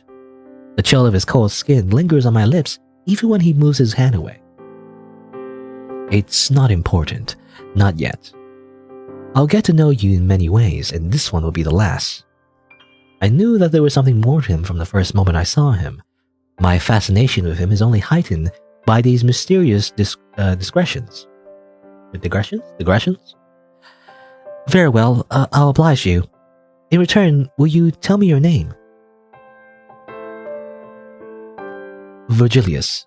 Virgilius de Lesoroy. Is how you say that? I don't know. Virgilius? Virgil? It is a pleasure to make your acquaintance. He sheepishly nods his head. I let his name swish around the inside of my mouth like wine. It's pleasant. Have you been living in the city for long? Oh, so very long. Longer than I could be bothered to remember. Tell me, have you ever tried to leave? Me? Leave? Where to? I mean, based on what I've heard, the journey past these city walls spells certain death for someone like me. I have tried. It's not the journey that's impossible. It's the very act of stepping outside the city walls. Some dark force wraps itself around me enough to make me stagger and suffer, but never enough to kill. So like you, I have been stuck here, wanting nothing more than to leave yet not knowing how. My eyes widened with curiosity. I'd never heard of anyone who has tried to leave this place. We all resign ourselves to our hopeless fate and do nothing but pray to the one Lord that things will change, but they never do. Everything only falls into further disrepair. Yet still, I cannot shake that small grain of hope that embeds itself in my heart. I want to know what he has found. I lift my cup to take another sip of my tea. But I feel myself growing hazy and my attention slips. I do hope the tea was to your liking. Of course, the tea was poisoned or drugged. Of course. Muffled screams start me awake, and as I desperately attempt to jolt up, I am met with a searing ache that grips my entire body. I can't see anything. A cold sweat runs down my back and my breath hitches in my throat. My head swirls with questions as my situation sinks in. What happened? Where is he? How could he do this to me? I try to sit up more slowly this time. Only then do I sense the presence of a tightly yanked chain around my ankle. It allows for minimal movement, keeping me tethered to this wretched place. My eyes adjust as I feel my way around the room, hands moving against peeling wallpaper, gripping on fabric and accidentally knocking against wood. It's no dark, dank attic. It appears to be a fairly well-maintained guest bedroom. Perhaps it used to be someone else's. A melancholy thought. You're finally awake. You're finally awake. They caught you crossing the border, just like us and a thief over there. No, also, why is he dripping? Did he take a sip of our blood while we were, like, asleep? You know? That's unconsensual. What the heck? No, you're finally awake. I gasp involuntarily at the sight of him. Don't be afraid, dear pale one. I will never hurt you. The sound of muffled screaming fills the air once more and I recoil. What are those sounds? And whose blood is that? Well, I guess it's not our blood. I guess he's drinking some other blood, you know? He wipes the blood from his face and licks his finger in a smooth, practiced gesture as he draws closer to me. Up close and under dim lighting, I notice an almost otherworldly glow in his golden eyes. The faint scent emanating from it is nostalgic and somehow intoxicating. It's making my head spin. You must have heard the tales. Perhaps you dismissed them as all nonsense, but the Red Plague isn't always fatal. Those of us unfortunate enough to survive it are changed forever. It is blood and blood alone that sustains us. You're a vampire. My breath gets more erratic as his face inches closer. Do I frighten you? I avert my eyes and look at the floor. I want to say that he does. Of course he does. Yet despite that, something inside of me still finds him beautiful. As I ponder my response, my eyes hover over the chain around my ankle. Could my judgment be clouded by his golden eyes and silver tongue? Full of blood, by the way. I yank at the chain and muster the courage to look at him. Remove the chain immediately. Of course. If you promise to stay by my side, then I will be more than happy to do so. Of course, there's no way I can promise that. I know. I cannot ask that of you. That's precisely why the chain is necessary. Though it is charming that you would not even think to deceive me. He softly pats my head and I instinctively back away from his touch. Apologies. I didn't mean to condescend. Please, pretend it didn't occur. Why'd you do this to me? I suppose by now there's nothing left but to be direct about my intentions. Dearest Pale One, won't you grant me some of your blood? There's only one option. I'm gonna save anyway, I guess. But Daga kotowaru. He wants my blood? Absolutely not. Who knows what'll happen to me? I might even contract the red plague myself. You know? It's like STDs, except, you know, it's blood vampire. It's like through vampire sucking, so it's like, I don't know, VTDs, vampire transmitted diseases. Anyway, there has to be a way out of this. As I contemplate the means of my escape, he takes my silence as an answer and sighs. Just please consider it, for the both of us. I'll leave you be for now. Besides, I need to finish what I started. Finish what he started? You wouldn't hurt me, would you? I'm sorry that has come to this. Chaining you to this room, but I promise I would never treat you badly. I need you. Please make yourself at home. This room is yours to do with as you please. As he starts to walk away again, I follow him as far as my chain allows. Why am I doing this? Why do I yearn for him? I thought I was scared, but I don't know what to think anymore. Logic seeps through my fingers and my heart bounds after him. You know, as it turns out, she's really into yanderes. Standing in the doorframe, he turns around. For you to approach me this time. The fates have aligned, I'm sure, and for that I'm grateful. Thank you, my dear Pale One. Suffocating loneliness envelops the dreary room once more. I make my way back to the meticulously made bed and slump down. Could I have known this would happen? What am I going to do? What can I do? The screams I heard in the distance grow louder and louder, until they eventually stop, leaving in their wake a deafening silence more oppressive than the noise ever was. You know, he's just having dinner, that's all. Good morning, dear Pale One. Will you offer me your blood today? I guess we can say, well, what happens if I say no? If I refuse, will you take more innocent people's lives only to prolong your own? You misunderstand. They're not people. Surely you have realized it by now. Here, where darkness reigns and emptiness echoes, we are the only survivors. They're lost to the Psycho Pale One. They trudge on, possessed by something akin to instinct, but there's no soul left within. I find myself at a loss for words. I cannot deny that I've thought the same thing he has, but it isn't right to reduce humans to nothing so easily. How can we know what goes on in their minds? How can you be so sure? Is it not mere arrogance to put yourself above everyone else like that? I am entirely certain. Pale One, if we walk through the same streets, came across the same husks, then we both bear witness to that fact. But it's just like you to so think of them as human, as beings that still have hopes and dreams. I'm glad to see you so have that infectious optimism. It warms my heart. Good morning, dear Pale One. I hope you slept well. Will you offer me your blood today? Okay. Just keeps doing this. Why do you want my blood? I could tell you the answer, but you will not believe me. You never do. Okay, what if I believe him this time? Then I promise to believe you. That's not an easy promise to keep. Tell me, Pale One, would you want to save this city if you could? To put an end to the eternal night. If you could bring things back to how they were, then surely that would be better. But they tried so many things. It's not impossible to solve a problem if you don't know the cause. I'm taken aback as he laughs almost mockingly, though there's no amusement in his eyes. You know the cause.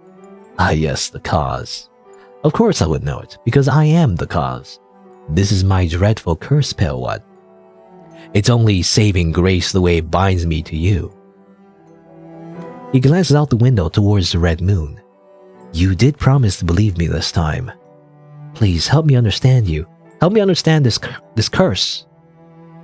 He closes his eyes and takes a moment to think of what to say, then looks at me with conviction. The flow of time is distorted in this place, which is why we cannot leave. We live in a pocket of the world governed by its own laws. Time folds and loops in on itself over and over and over again. It's not something the human mind was made to bear. With every passing reoccurrence, another loses their identity completely. I'm the only one who's forced to remember it all, not allowed the luxury of forgetting. I'm but a prisoner of my own memories. What he's saying is hard to swallow. It's a lot. I don't know how any of it could make sense, but I'm determined to keep my promise. I've seen what he describes. No one is themselves anymore. Perhaps they're nothing more than husks after all. So you lived through all this only to see the world move further and further from its proper state? He gives a curt nod. I would like to believe that things do get better, that the city will be saved one day, but that hope is becoming increasingly difficult to hold on to. The more I ponder it, the more it feels like it's a lost cause. I mean, what is the point in dousing a fire that has already turned to ash? Even if we were to lift this curse, what is left to rise from its shadow? But you're the only constant. Your pure soul is enough to withstand the weight of time piling up. His soft smile takes on a different meaning to me now. He must have lived in this loneliness of a world. If all he lives through isn't real to anyone else, then how could anyone else feel real to him? I've tried to approach you countless times, but somehow we are fated to end each other. Then time rearranges without a care, and I'm the only one who remembers what we've been through. In recent cycles, I've kept my distance, for it hurts more to be with you than to simply watch from afar. That way, I thought, I could be content seeing you about your day, seeing you alive and untainted by my deeds. And me, I'm nothing but a shadow of the man I once was. I too have lost myself, though not like the others. Their fate might be merciful compared to mine. This fiendish lust for blood has only intensified and makes me ashamed of myself. I grasp his shaking hand in mine, overcome with the desire to ease his suffering. Who would ever make up such a story as this? Why only tell me now? I'm holding on to my promise in deepest recesses of my heart, and that means discarding any doubt. Have you told me all this many times before? It must not be easy to stay kind and patient, but all your actions are brought to naught time again, and no one else remembers any of it the next day. I have tried to tell you many a time, but without the right lead-up it is doomed to fail. You might run from me or retaliate in violence. Sometimes you make fun of me, all other times you grow frightened. I've seen almost every face you can make, but this kind of occurrence is rare. You looking at me with kindness is in many ways my greatest relief. But it's not new. As happened before, a handful of times, those loops are the most painful. I grow attached to you only to lose you. That fated loss has not been overturned. So this time too, I resist the temptation to hope. My fingers trace the lines on his palm as he speaks. He does not stir as he must not mind it. All I can do is listen in awe and hope that my warmth reaches him. But I'm being unfair. I'm only manipulating you by telling you one side of this tale. Pale one, my dearest. Inside of me, another impulse tugs at my sanity. I can feel that unwavering need crawling under my skin, begging to be sated. I wish not only to have you for myself, more than anything, I wish to ruin you. Knowing our inevitable final destination, why not let me be merciful and end you myself, knowing that it is out of love? Seeing you twist up and contort in pain, or letting you submit to the wiles of something primal and terrible, crushing the one good thing left in this miserable nightmare. I know that it is all temporary, so why bother with decency anymore? Nothing means anything and shame ceases to exist. It is no more real than a fairy tale to anyone but me. My downfall is mine alone to witness. As he speaks, he grips my hand tightly. His nails dig into my skin, but not enough to draw blood. I call your bluff. You're testing me. You're trying to scare me off before you find yourself actually caring again. None of this is a bluff, my dear pale one. It is all true. If you could see the fates I put you through, recall the things I made you feel, you would not want me anywhere near you. You would love me. You're holding back even now, aren't you? Otherwise, you have forcibly taken my blood. Your dedication is admirable. This is weird gaslighting. Anyway, if it matters to you so much, show me those fates then. I want to remember. If we're the only ones who will live through this tragedy, then I want to be there for all of it. My beautiful innocent pale one. Why, I have yet to answer your question. In order to end this cycle of terror, I need your blood, for only yours can purify my curse. I tried taking it forcefully, but it never works. You lose your purity. Indeed, you must offer me your blood without coercion, in faith and innocence. Then and only then will the curse lift and the eternal night end. Okay, that's interesting. Well, because, that kind of happened before in the previous ending that we got, but I guess she was corrupted already, before he took her blood, and maybe that's what happened, is the idea? I don't know. And everything will return to how it once was? I'm afraid I cannot answer that, as I've never gotten that point. We would have to wait and see. However, I do not believe the damage of rot can be undone. Those whose minds have been ground to dust will likely collapse physically as well. In fact, I do not know the effects of introducing a regular flow of time. Those have been in a closed loop for so long. Also, we're just casual. By the way, I don't know, I kind of glossed over it, but we're casually introducing the whole time travel loop thing, Groundhog Day. Is that just a thing? I thought it was a metaphor, as in people have been they're so depressed, because of the Red Plague and whatnot, and they're so stuck in monotony that they seem to be in a loop. But I guess we're taking it literally. I guess we're literally in a loop. I don't know. Anyway, I thought it was a metaphor. Anyway, then isn't it dangerous? What about you or me? A vampire cannot live to face the sun, right? What kind of life would you even lead? Would you believe me if I said I hadn't thought about that? This whole time I've been working towards an empty goal. I do not know what lies beyond it, but I have nothing else to try. That's not the right way for anyone to live. There has to be some point to all of this madness. How do you even know that this is the only solution? He told me. The one who orchestrated this ordeal. Before he left, he told me that you were the key to all of this. I didn't understand the significance of any of it at the time. In fact, I didn't even realize what had happened. And here I thought this was all your fault. He laughs humorously again. But I am a villain all the same. Aren't you playing right into his hand by following his command? Don't you want to defy the one who took everything from you? I know that expression. It's the one I used to wear. Of course, by the time I realized the unscalable gravity of my fate, I was furious. My rage was an unquellable flame. But time dulls all senses. There's no direction for this feeling. I took it out on you many times, but that only made me feel worse with each passing loop. Of course, who knows how long it has been for him? Perhaps he himself could no longer keep track. The feelings of someone who might as well be an outsider, hearing this for the first time, can't begin to compare. I don't think it's right, any of this. His acceptance was wrong as some great evil is saddening. I won't have it. But what can we begin to do? I couldn't possibly care about lifting the city's burden. Now that I've told you all this, it might be enough for me. It feels like some weight has been lifted off my shoulders. You truly are skilled at keeping your promises. It's but one of my many talents. Surely through all this time, you must have seen them in action. For example, fearlessly going through with plans anyone else would have deemed too absurd to attempt. Such as ending up on my doorstep without having spoken a single word to me before. Maybe. What on earth were your intentions? Don't make fun of me.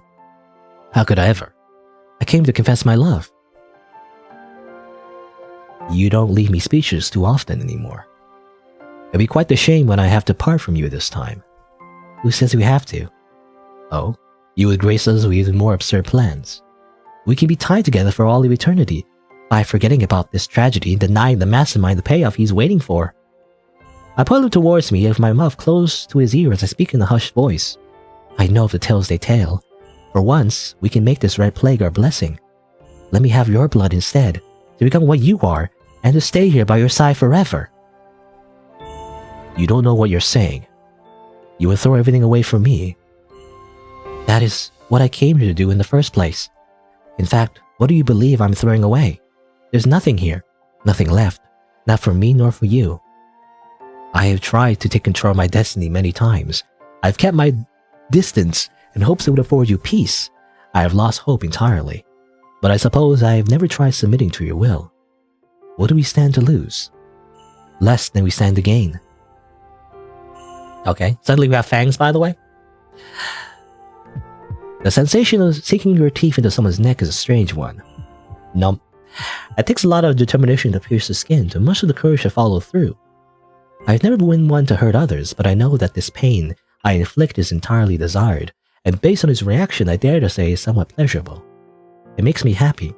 I never knew how good it would feel to bite each other. I don't know. The taste of his blood is nostalgic. Virgilius. Will you be mine? Always was, dear pale one. Always was. Ending 5. Embracing the night. Okay. So that's kind of like a good ending, sort of. Kind of like a selfish ending, to be honest. But like, it's. I guess the idea is that because she drinks his blood and therefore she's infected by the same curse, now they're both stuck in the Groundhog Day time loop forever. You know, so like it's like being married. I don't know.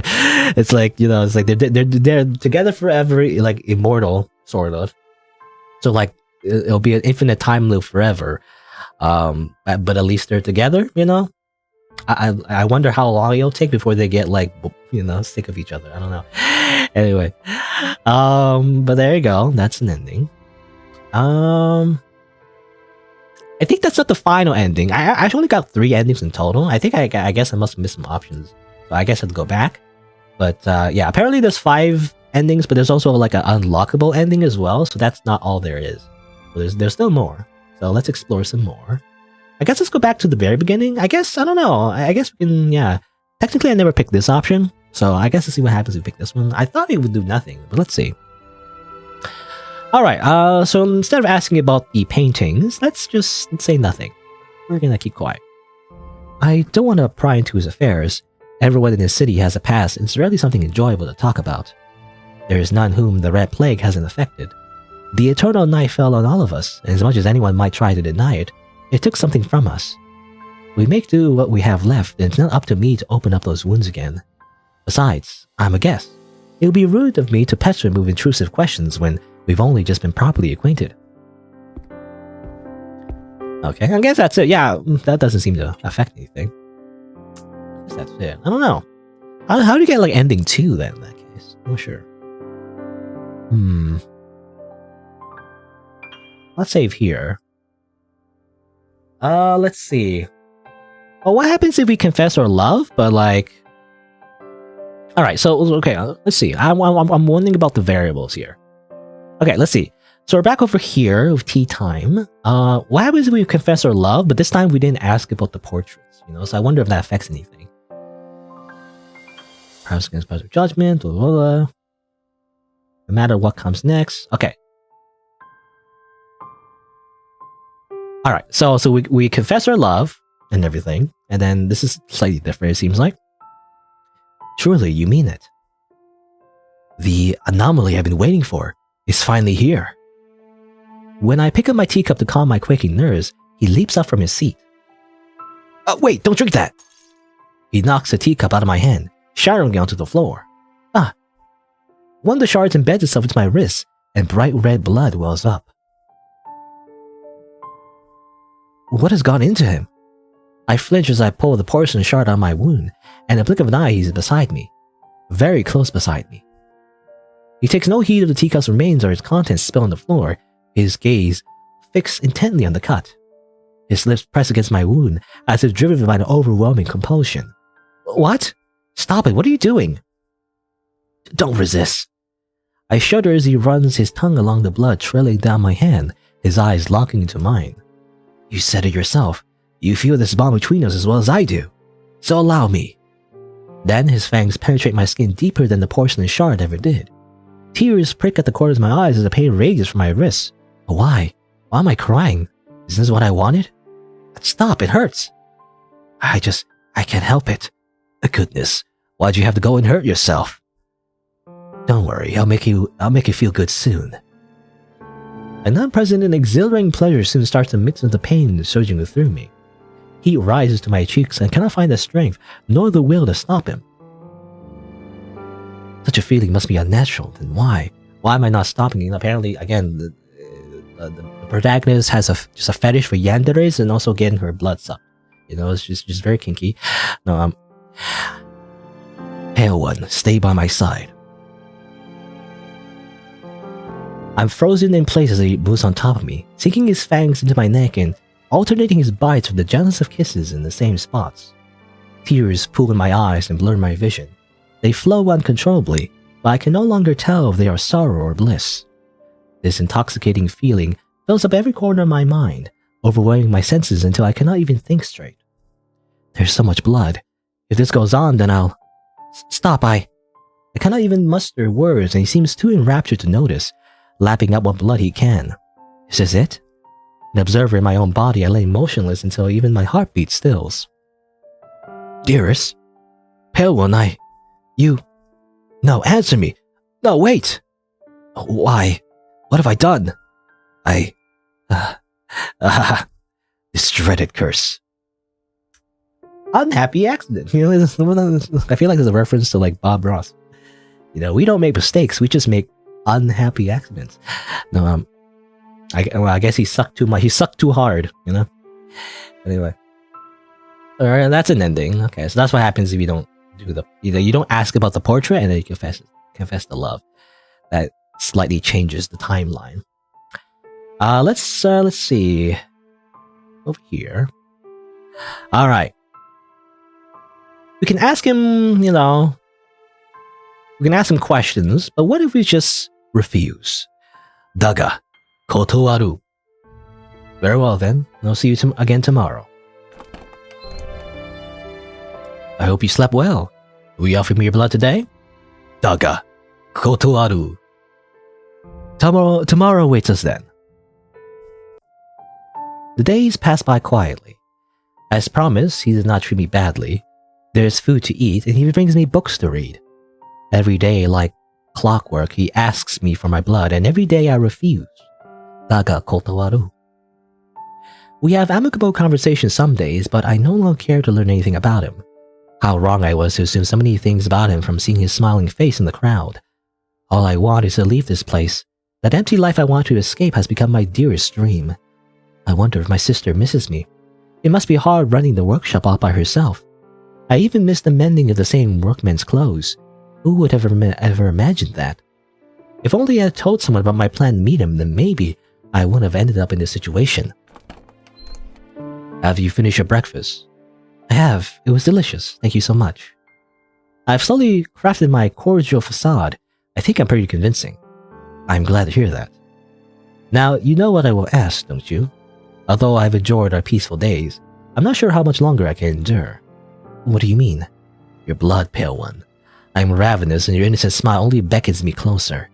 Let me in, won't you? I'll make sure it won't hurt. In fact, I think it might make you feel good. Will it really? As I stare at him with an unsure expression, he slowly inches towards me. These are the circumstances I've been waiting for. This is my only chance. I know where he keeps the key, I've seen it. He pulls me into his arms and I no longer resist. Calm down. Breathe. Wait until the very last moment. I shake my sleeve and catch the breakfast knife in my hand, and without hesitation, I drive into his neck, you know, which is that's one way to kill a vampire, I guess. Well, you gotta, like, drive into the heart, right? Anyway. What the heck is this, BS game? I guess you just came in randomly, Borb. But I guess, well, this is a Tome game, I guess, about confessing your love to an unhinged vampire, you know? I guess if you missed the, most of the, other endings, and I guess, content of the game, you know, could definitely watch the rest of it in the VOD or later when I edit this and put it as its own YouTube video, you know, so you can check that out when you can. Anyway, his eyes turn wide and he parts his lips in shock, then looks at me with downcast eyes and frowns. So this is how it would end this time. His grip on me loosens and I push him off me. He falls with a thud, blood pouring from his mouth. I've done it, I look at the blood in my hands. It splatters across my chest. I killed him. You know, we did it. You know, we're like we're a bona fide Belmont. You know, we slayed a vampire. It all went by too fast. I feel sick. I hold onto a nearby bedpost to hold myself up. I killed him. My heart is beating in my eardrums. I cannot believe it worked. I expected more resistance, but it seems he was resigned to his fate. Somehow I choke up, struggling to breathe. No, why am I feeling this pity? He's chained me here against my will. He deserves no pity. I have to get out. I cannot breathe in here. With trembling hands, I scramble for the key in his breast pocket and storm out of his mansion without looking back. As I go to sleep that night, I dream of him. There he is, staring at me with desolate eyes, not saying a word. He doesn't have to. My guilt festers under his watchful gaze all the same. For nights after that, I can't escape his haunting face. I wake up in a cold sweat, wondering if I've done the right thing. Other nights, when the fates feel kind, I dream of being in his arms. We discuss a book I recently read, or what we should have for lunch tomorrow. As I wake up from dreams of what could have been, I find tears streaming down my face. Whether dream or nightmare, they eventually start to bleed into my waking life. The lines blur as if to say, this cannot end here. And somewhere I know, this has not ended here. There you go. Ending 4. Perpetuate the cycle, by stabbing him with a knife. Good. Great. Cool. Or is it? Dun dun dun. Restart the game to unlock another loop. Wow. Amazing. Alright. So there you go. I guess the game has now unlocked the final ending, I guess? I guess we have to start a new game to do that, though. Let's see. This game contains dark and unsettling themes. Okay. Well, we already saw the content warnings. Alright, okay. Okay, so I restarted. We can get back all the way here. Knocked on his door. Good day. Can I help you? I don't believe we've met. Please come in. It's quite chilly out there. I can prepare some tea to warm you up. That sounds... Wait, that cannot be true. I do know him. His name is Virgilius. Virgilius de Lanceroy. I clutch my head and wince. In the midst of the pain, I can feel something tugging at the recesses of my mind, forcing distant and unfamiliar scenes back to the surface. Whoop. This eternal night exists because we cannot fulfill our roles without one another. You understand, don't you? Your purity is mine and mine alone to corrupt. Corrupt me then, I won't protest. I'll make sure to savor it slowly. Okay, this is a flashback. This is an anime flashback of I was gonna say 5 minutes ago. I mean, it's not literally 5 minutes ago. It feels so recent. No. Excuse me, are you alright? I'm fine. Here you go again, another anime flashback. I tried to take control of my destiny many times. I kept my distant hopes in order for you peace. I have lost hope entirely. But I suppose I've never tried submitting to your will. What do I lose, stand to lose? Let's lose, stand to lose. I don't know, it's just it feels like a repeat because I've already read that part, But I guess I get what it's doing. It's trying to say, the main character is remembering. You seem unwell. Please, come in and have a seat. Might I offer you some tea? The memories flood my mind as I sit down on this now familiar sofa, and I can't hold back my tears. He comes in with his platter of tea. I know that tea so well. I wonder if his laced with sedatives this time. Is it alright for me to pry? Will you tell me what's on your mind? I carelessly wipe my tears with my sleeve. And what an unsightly display, though I suppose he's already seen me worse than this. Virgilius, my fated one. Have I told you my name? No, you haven't. Not this time, at least. Okay. An unaudible gasp escapes his lips. He drops everything he is holding, struggling to keep himself upright. He stumbles towards me, grasps my shoulders. The light within his eyes brighter than ever. Pale one, is it really true? I put my finger to his mouth. My name is... I don't know. I mean, obviously, I guess you put your own name. I don't really see myself as the protagonist, really. I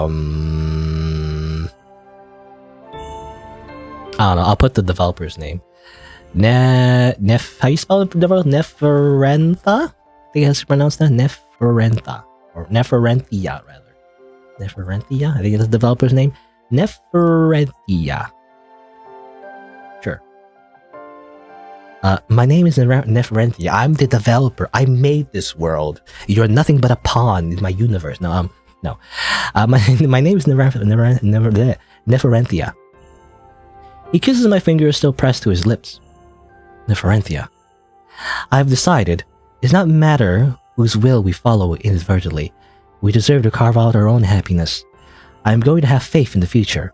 Have some faith, Arthur. Now, we can break out this cage. You may have grown indifferent, but I cannot forgive the one who did this to us. Let's travel beyond this night, beyond this city. I want to laugh in the face of evil and give back all we received. And after we put things right, I believe we can find a place for us to belong. I extend my hand towards him. Will you join me? Oh, I do want to see the look on his face. This must have been outside the scope of his machinations. Neferenthia, I cannot promise you normalcy. I cannot promise you anything at all. I do not have the same faith you have. The damage has already been done. I am not the man that I used to be, and I will never be him again. Of course, but promises are my talent. Let me have my niche.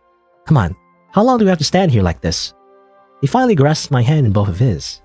I'll follow your lead then, Neferenthia. It won't be easy, you know. There's no going back. If you agree to it now, I won't let you change your mind later. His soft hand reaches towards my face, lifting up my chin to allow our eyes to meet. Neferenthia, might I have your blood? With pleasure. I don't know what I expected, but it wasn't the gentle warmth of his lips upon mine. He kisses me softly, almost uncertainly at first. Then he bites into my lip, and that familiar hot red rushes I can't speak. And that familiar hot red washes over me more sweetly than ever before. A paroxysm? I don't say that word actually. A paroxysm? 1,000 timelines in the waiting. We will meet in a new morning, a morning that's truly ours. The future is an uncertain and terrifying place. We grow comfortable with our inevitable misery more easily than we would like to admit. Sometimes, the devil you know is better than even the ray of light you don't.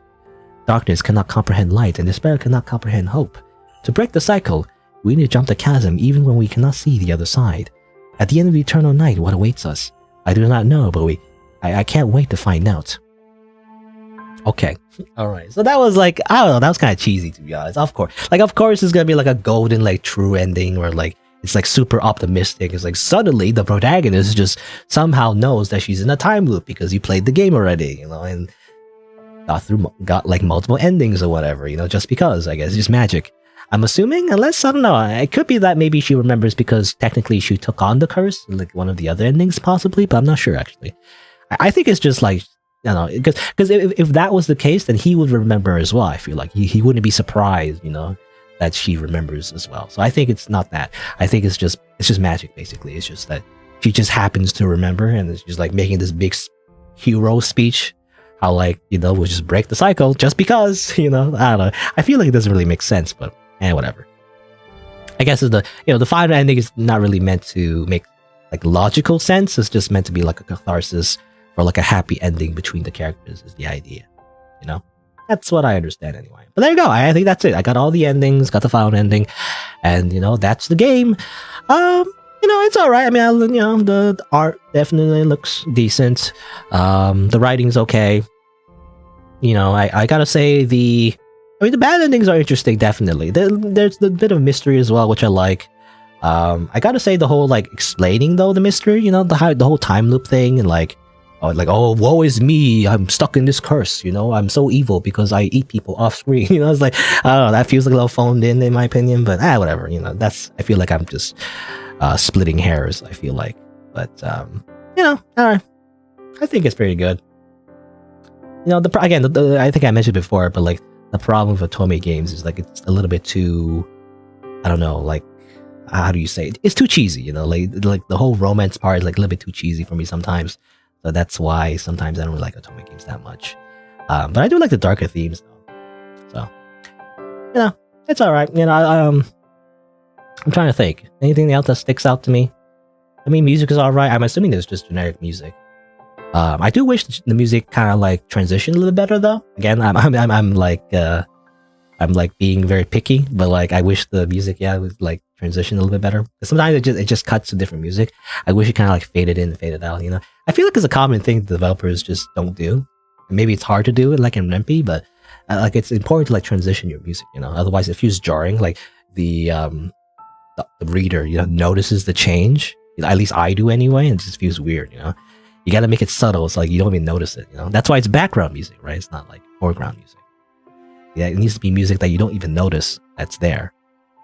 Anyway, but yeah, it was interesting. You know, I like the main vampire love interest, I guess, and how like he's a little yandere and everything. I feel like it's not focus too much. You know, I feel like it's a little bit like played straight for the most part, though, or like he's just a vampire. Um, it would have been interesting actually. Well, I don't know actually. Maybe it was implied, and maybe not. Maybe I'm reading into things a little bit, too deep, and maybe I'm making it up. But I swear that maybe the idea was that the protagonist was also a vampire, right? I mean, she did have those fangs in that one CG even before he even like technically got the curse. So I wonder like maybe she was already a vampire, right? So I was thinking like maybe she was the origin of the curse, right? And she was the original person that seduced what's his name, Virgilius, and that's why he's so obsessed with her, right? He was the one that was actually, the cause of everything. That's what I was thinking, like maybe she was the villain, but I don't know. I think for the most part the story kind of played it straight though. She was still kind of like a damsel in distress, sort of, where she didn't really. She's like, the only good thing she has is like she's just optimistic, and that's kind of it. She's like, don't worry, we'll get through. I keep my promises, and that's kind of it. That's her whole personality. Nothing like interesting, like to me anyway. Again, it's just my own taste, but to me there wasn't any other interesting side to her. But again, that's just me. Again, Tomei games, I think for the most part, sometimes they want the protagonist to be kind of generic, right? It's supposed to like kind of like be a self-insert and whatnot. I'm just not really into it. Even if it's not, it's not just because she's a woman. It's like, or like it's a male love interest. Even if it's like a female love interest, it's like a dude generic protagonist, I'm still not really into it.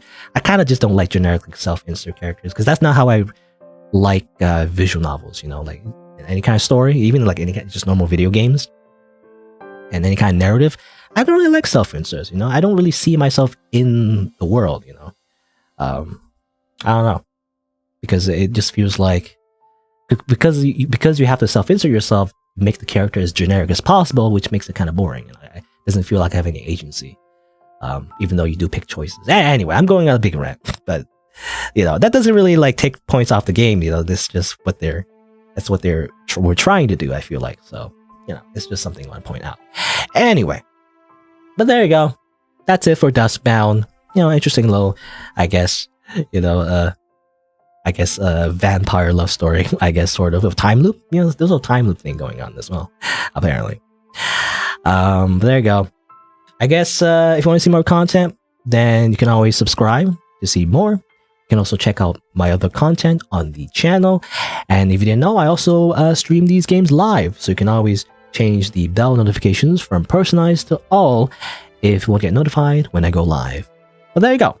Thanks for watching. Until next time. See you then. Alright.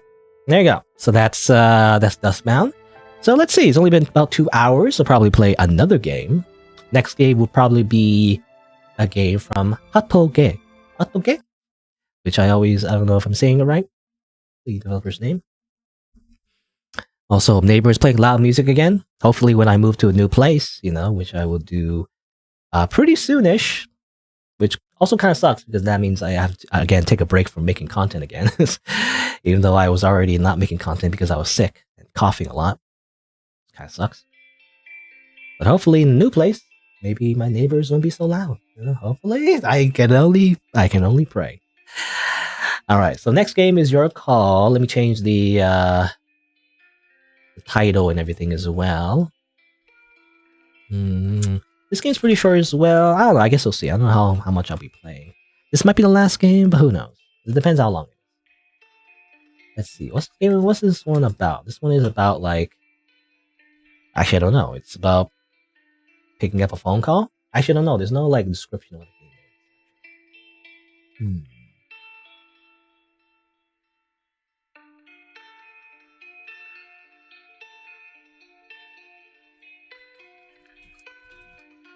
Did you pick up your phone? I guess. I don't know. I'm not sure. Like, there's not much to go off of, but there's a screenshot of somebody holding a smartphone and then an option to pick up, I guess. So, like, maybe the idea is you're picking up a phone or something. I'm not sure what the game is about, really, but I trust the developer makes interesting games, so that's why I'm going to try it out. Change the little, like, thumbnail. Often the thumbnail, I just use, like, a random screenshot of the game. But there you go. Let's see. All right. So, it's been about 2 hours though. So before I play this game, I take a short break. I'm gonna go grab a snack, go to the washroom. I'll be right back.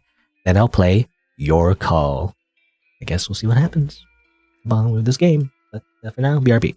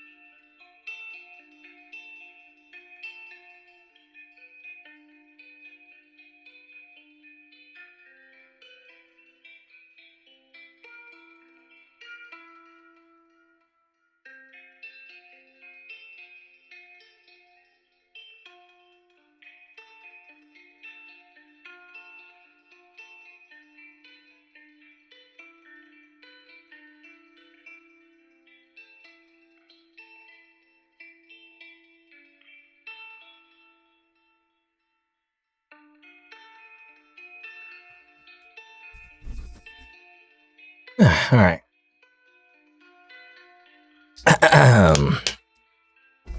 Let's play this game. Let's see. So this game is called Your Call. Still don't really know what it's about. Let me look at the. Oh, it says here, a short visual novel about making an important call. You know, and on the game page itself, it doesn't say, you know, what it's about. As far as I know, it just says like it's, you know, it's a game made in 15 hours for like the game jam, and something about how the developers hung over while they made this game. So it's gonna be typos and whatnot. I don't know, but the actual description is actually on the like how do you say the smaller thumbnail? You know, when you're like browsing, you know, for games. It's like a shorter description that's under the thumbnail. So yeah, the game is apparently about making an important call, but obviously that's not all there is to it. But I guess we'll see. Well, it's not a horror game, it seems like, but there's a content warning. I don't know. Guess we'll see. Anyway, I guess I'll introduce it. Let's see. Hello and welcome to Your Call, a short little game developed by Hatoge, available on itch.io, and apparently it's about making an important call. I guess we'll see what happens. Bit of a content warning. It may contain a little bit of the disturbing elements. As far as I know, it's not really a horror game, but you know, I guess we'll see. But viewer discretion is advised. Oh, here you go. I always say it before the game even just says it itself. But the following game contains content that may be sensitive to I can't speak. The following game contains content that some may be sensitive to based on their own past experiences. Oh, there you go.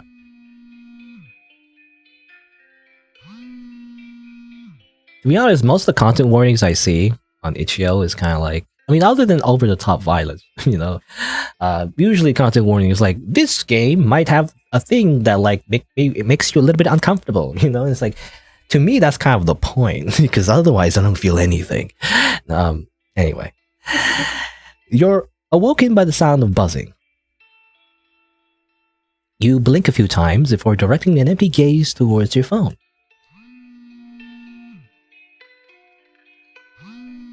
They've been calling you for a while now.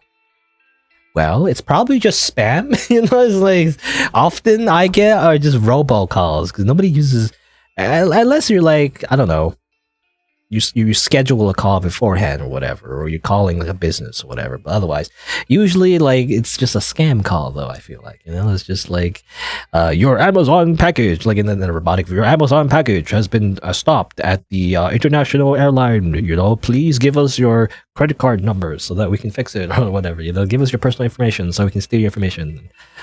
So it's usually just, you know, BS. Anyway, can I like? Well, there's ... or we can pick up. What happens if we just don't do anything? You know, what if we just leave it to voicemail?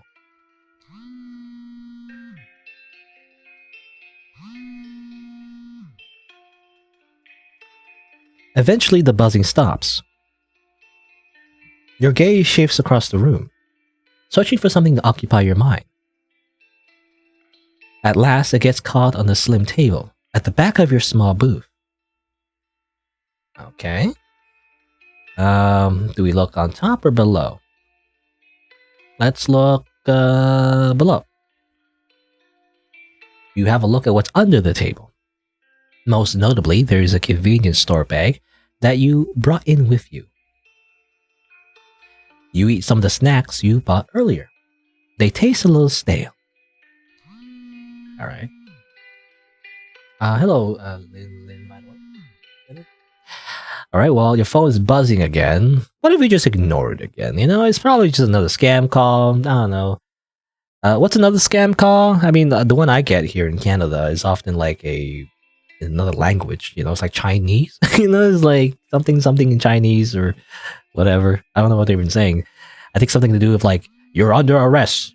You know, the police. You'll please call back, or the police will arrest you, or something.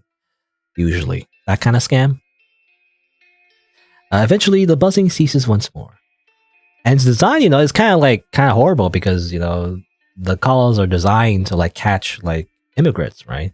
Who don't speak English well, and so they think it's in their native language. They think, you know, they're being caught or whatever, you know, whatever. They're like illegally immigrating or something. I don't know, which is kind of like bad because the people who do those calls are definitely not the police. They're just other criminals who like are, you know, they're like catch people and like steal their money, or even worse, I don't know. Anyway, well, we stop. Well, we ignore the call again. What if we look on top of the table instead? I mean, I see a computer. What if you just browse the internet? No? Oh, we'll read magazines rather. There are a few magazine issues lined up neatly next to the computer. You spend some time flipping through every issue. It doesn't interest you much. No, not much else to do, I feel like. We looked on top of the table, we looked under the table. What else is there to do? I mean, there's other things, maybe. Can I keep looking under the table, for example? No? Oh, come on. I ignore it. I keep ignoring it. I throw the smartphone outside. I get a new smartphone. I block. Get wrecked, idiot. Block and report. And thus, I feel like there's no context for any of this, so like this is just a typical day. You decide to run away. Right, and that's the game. You know, that didn't explain anything, to be honest. I feel like I made the wrong choice because I feel like the actual narrative of the game has not shown through. You know, through my actions, I just did random things that did not contribute to any kind of plot. So therefore, it's just very confusing. So maybe I shouldn't do that. I don't know. Let's see. Try again.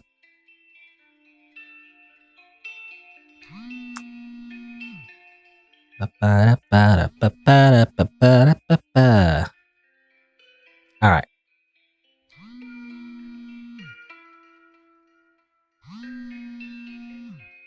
All right, so this time let's pick up the phone.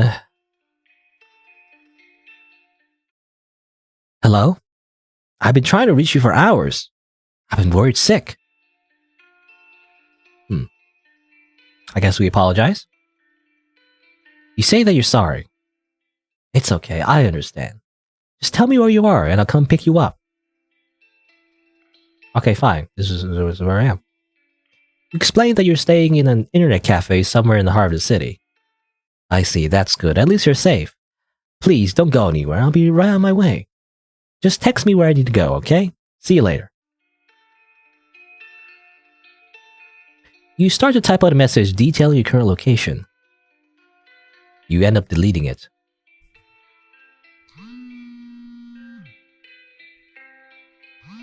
Okay. Oh, they're calling again? Hey, well, why haven't you sent the address yet? I apologize again. You say that you're sorry. Why are you apologizing? Are you avoiding me? I tell the truth. You confirm that you're avoiding them. Is it something I did? Yes. You tell them that it's their fault because you haven't showered for weeks and you're very stinky. No, I had no idea you felt like that. I'm so sorry I made you feel this way. But can you please just tell me where you are so we can have this conversation in person? Tell the truth again. You tell them the name of the street that you're in. Oh, I know where that is. I'm actually pretty close by. I'll be there soon, okay? But in the meantime, can you come outside and wait for me? Okay, I agree. You agree to wait outside for them. Good. Now be good and just wait for me, okay? After they've hung up, you sit in silence staring at your empty screen. Eventually, you put on your jacket and leave the cafe. As you're greeted by the cold breeze, you take a quick glance around. After you've made sure the air is clear, you start running. You're not sure where, just as far away from this place as possible. All you know is that if you don't hurry, they will find you. You round a few corners and finally lean on the wall, trying to catch your breath. Think about all the possible places that you could go. Where will you find refuge for tonight? Although you're worried, at least you're free. You're a bit late for an evening run, isn't it? Okay. So we say all the truth and we tell them where they are or where we are. We end up running away anyway. But also we got found out anyway as well. Okay. It's an interesting thing going on. I have no idea what our relationship with this yellow text person is, but they seem, I don't know, like an authority figure? A parent? Possibly, but I'm not sure. Okay, let's go again. Apparently this game has 10 endings. So it has a lot of endings apparently, but I'm not sure. I don't know, I guess we'll see. Okay, like what aspects, will there be variations on the same endings? Alright. Let's pick up again right away. There's gonna be a lot, I feel like, a repeat though, because this isn't really made in Rempy. Alright, okay. So we pick up the phone. This time, let's not apologize. We say nothing. I have nothing to say to you. What's wrong? Why won't you say anything? Please just tell me where you are so I can come pick you up. I lie. You say that you're staying with a friend. A friend? I didn't know you had friends in the city. Anyway, I think it'd be best if you came home for today, or at least let me meet this friend. I'll be on my way in just a sec. Text me where I need to go, okay? See you in a bit. You start to type out a message, coming up with an excuse as to why you can't say your friend's address. But you end up deleting it. Alright.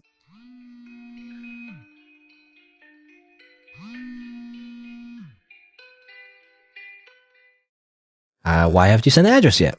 I say nothing. Stop ignoring me. You're avoiding me, aren't you? I lie. You say that it's complicated. What do you mean? Did I do something wrong? No. You say that's not their fault and things are just happening. I see. I don't know if you're just saying that to make me feel better, but I want to believe you. But you need to talk to me about what's going on. Can you please just tell me where you are? I'm really starting to get worried. I lie. I deceive. I use deception. You tell them there's some street in the city. That's where your friend lives. I'm not doubting you or anything, it's just... No, never mind. I'm a 10-minute drive away, so I'll be there soon, okay? But in the meantime, can you come outside and wait for me? No. Daga kotowaru. You don't agree to waiting outside. Why? You've been lying about your location, haven't you? I just don't understand you anymore. Why are you acting like this? I love you, isn't that enough? I know I've messed up, but haven't we all? Just think about all our beautiful memories, everything we've been through together. I made you whole, and you made me a better person in turn. You don't actually want to throw this all away, do you? Everybody else abandoned you, but I'll always be there for you. Please, give me another chance to prove myself. Please, give us another chance. Okay. We have a different decision here. I will be spiteful. No, you don't forgive them. Huh. That's how it is, huh? After taking you in, after taking care of you, after loving you. You're worthless without me. You're nothing without me. Good luck being on your own. I'll give you 2 weeks at most before you come crawling back to me. You smile. Got something to say? I block them. You hang up immediately and block their number. Feels weird. Maybe it's because it's the final dawn of a long chapter in your life, and yet you can't help but wonder, why haven't you done this much sooner? You're not sure whether you feel like laughing or crying. One thing is for sure. Although healing will take time, right now you feel incredibly powerful. As you hold on to this thought, your mind slowly drifts off into a peaceful slumber. You dream about taking on the world. Alright, there you go. This is how you break up your ex. You just lie and say you hate them, and then you block their number. That's how it works? So I guess it's more like, it's just more like a romantic relationship, it seems like. Where things are not working out, I guess. Alrighty. I don't know. Again, there's like apparently 10 endings though, so like, I guess there's just variations. I guess we'll see. I mean, I wish there's so much repeat content though. I have to like go back and forth a whole bunch. Let's see.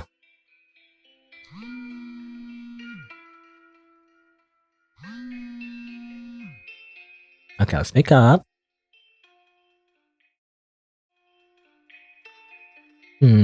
Let's I don't know. Let's see. I have tried different things. I guess apologize this time. Tell me where you are. Let's say. Well, let's. Not sure. Let's tell the truth this time. I'll tell the truth, but we're gonna choose different options at the end. Maybe I don't know. I guess we'll see what happens. Like we're gonna disagree for like going out to meet them, you know.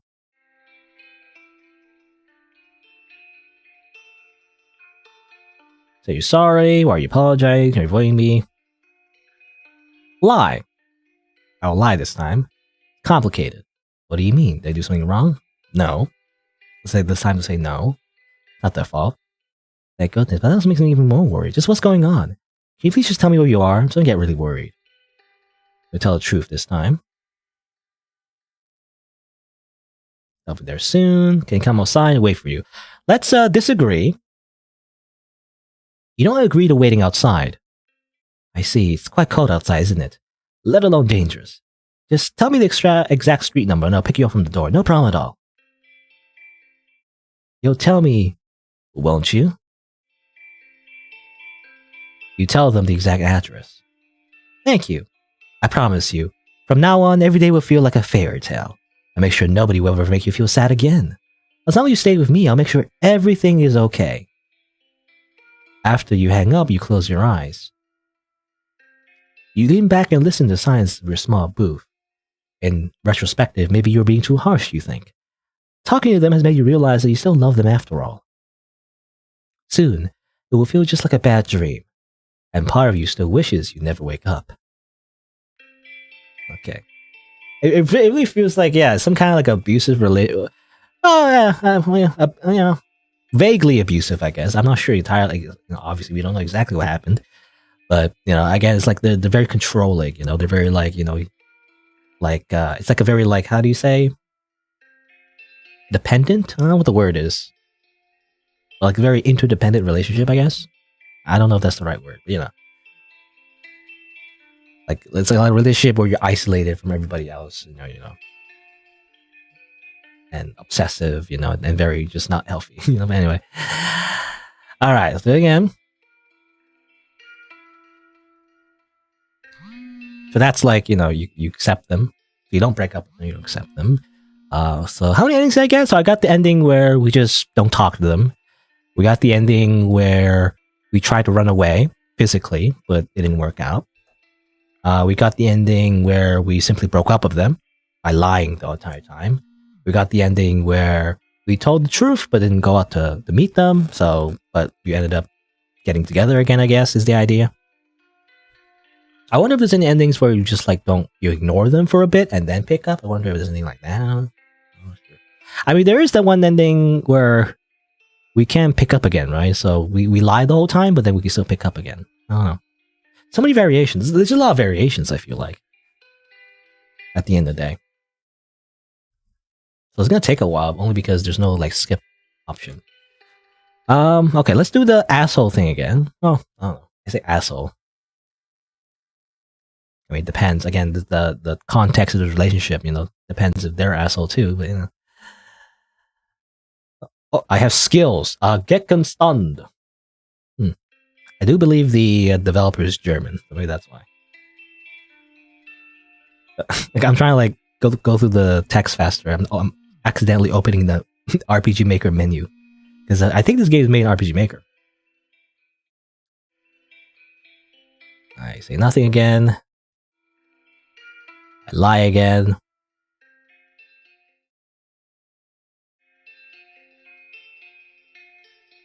You did do something wrong this time. Let's say they did something wrong. It is their fault. And we'll lie again.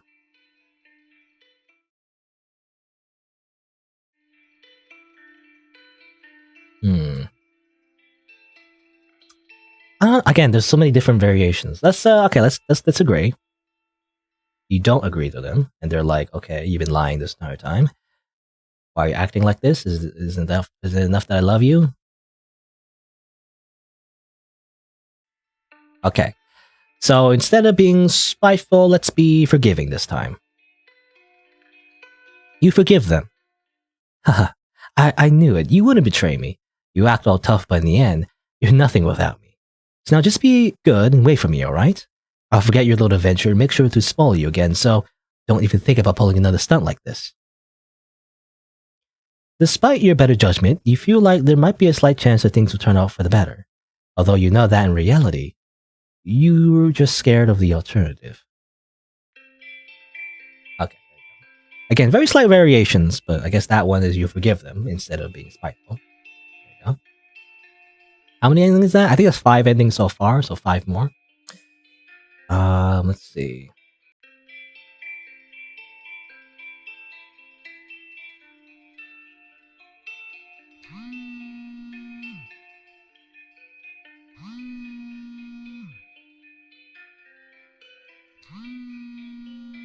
I'm trying to think what else we can do. Like I guess we can lie. Like we can lie the whole time, but then do agree to meet with them outside to play along. I don't know if it matters. Let's apologize. But then lie. We're gonna be sneaky about this, Deception 100. Missing, we started deleting it.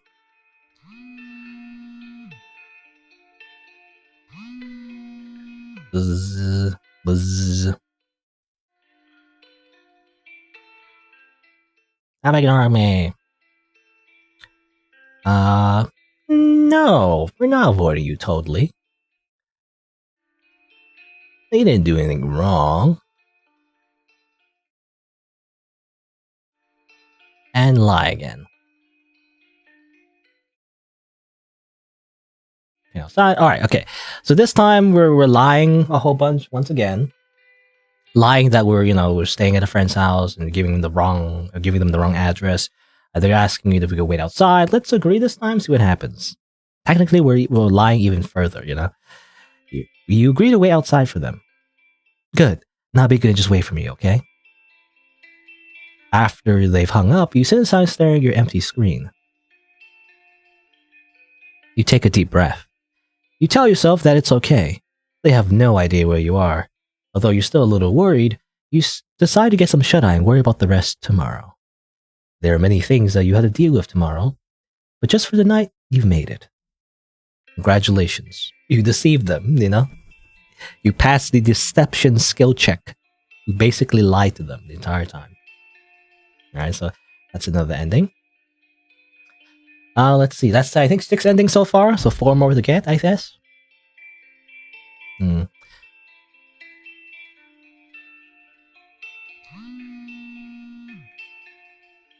Like, the only thing I can think of, I mean, other than, not picking up for a while, maybe, and then, pick up. I'm trying to think if there's another one. I think there's at least one more I can think of, at least on top of my head, is, going through the route again, to break up with them once more. But, this time, pick up at the end.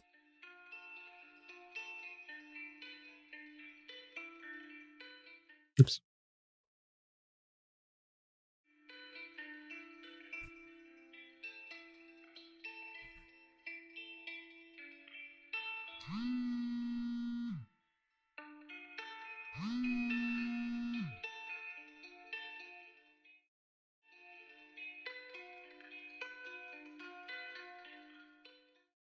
I think. I don't know. I can't remember. I don't know. Okay, say the truth. I don't know if this matters. I don't know if this part matters either.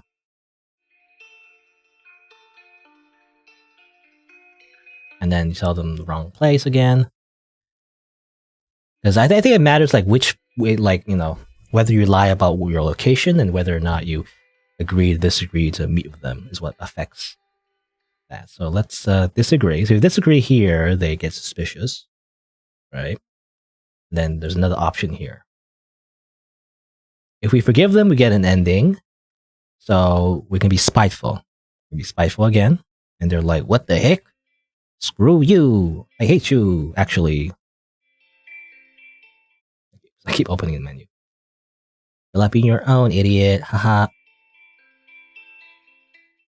You got something to say? Alright, so this time instead of blocking, let's pick it up one more time. Fine, stay silent then. I'm honestly done with you, so you better come up with a good sob story once you come crawling back to me. Goodbye. They hang up. Okay, we let them hang up instead of us hang up. That's all. You feel a little shaken up, but for the first time in a long time, you feel free. Although even then, some doubts still remain. Healing will take time, but one day you'll be free for good. As long as you hold on to this thought, your mind slowly drifts off into a peaceful slumber. Alright, there you go. I think that's considered an ending, right? I'm not sure. I think that's considered an ending. How many endings did we get, actually? Again, it's 10 endings in total. I'm trying to remember now. It's really hard to remember all of these endings. I should make like a notepad or something so I can keep track. Now I have to remember. Okay, so one of the endings was don't pick up at all. That's one ending. That's one. Some of the other endings is that how do you say? You tell the truth. And then meet outside, but technically you run away is the idea. Try to run away. Another ending was you tell the truth and don't meet, technically, but you know, you still end up meeting anyway. You can lie.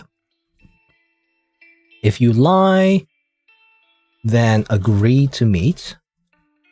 That's another thing. So that's technically you deceive them. Another ending was lying and forgiving, so forgiving them, forgiving your ex, which is, you know, if they were abusive, is a horrible thing to do, but oh well. You can lie and be spiteful, then block, I guess, and then lie and spiteful, then, you know, listen, I guess, pick up technically. So I think that's 7 endings in total. Assuming that's considered an ending, I'm not sure, but it seems like it was because the ending text is slightly different. I think that's an ending. That's considered an ending anyway. So there's like 3 more. I'm trying to think. So, well, I mean, there's one where you, like, I guess at the end you pick up, right? So you don't pick up at all. So you don't pick up. Just ignore it.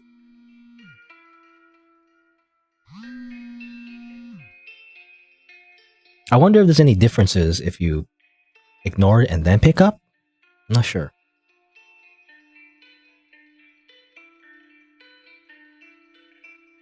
There's a computer. Oh. You spend some time watching whatever videos the algorithm suggested you to today. Oh, okay. This is actually slightly different. Depending on whether or not you look at the top of the table or the bottom of the table the first time, I guess. You actually use the computer. Anyway, you don't remember much about the content afterwards. Okay, and they're calling again. I wonder though, okay, what happens if you pick up now? I'm assuming they're angry. Hello? I've been trying to reach you for hours. I've been worried sick. Okay, same thing. It seems like it's the same thing. I don't know. Like, yeah, I don't know. I'm trying to think. Is there any... What if we tell? What if we tell? Wait. What if we tell the truth? Like we tell the truth and then lie. I wonder if we mix and match. What happens? What happens if we do that? I wonder how that works.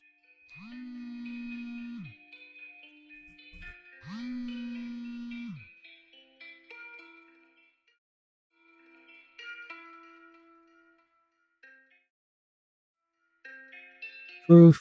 I don't know. I don't know what. I'm not sure. It's like tell the truth here. 3 here. And then lie here, maybe. Because technically we're not staying in the. Yeah, well, technically we're not staying at a friend's house. This time the lie is that we're staying in some other internet cafe or something. Is the idea. I wasn't aware of any internet cafes in every but if you say so. In the meantime, can you come outside and wait for me? Disagree. You don't agree to wait outside. Why? You've been lying about your location, haven't you? Okay. It seems like the same dialogue. It's like if you don't make the lie about your friend's house, it's still like technically it's the same branch. It's slightly different dialogue, but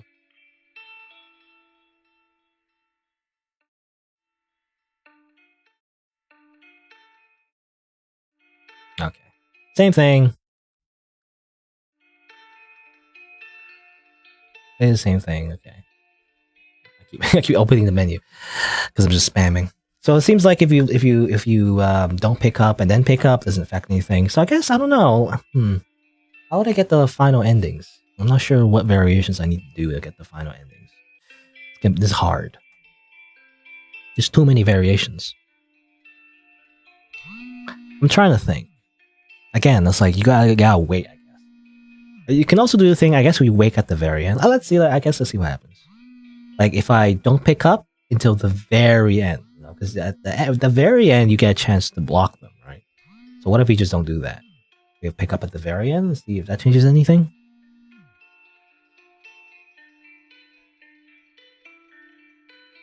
It seems like if you don't pick up and then do whatever you do here.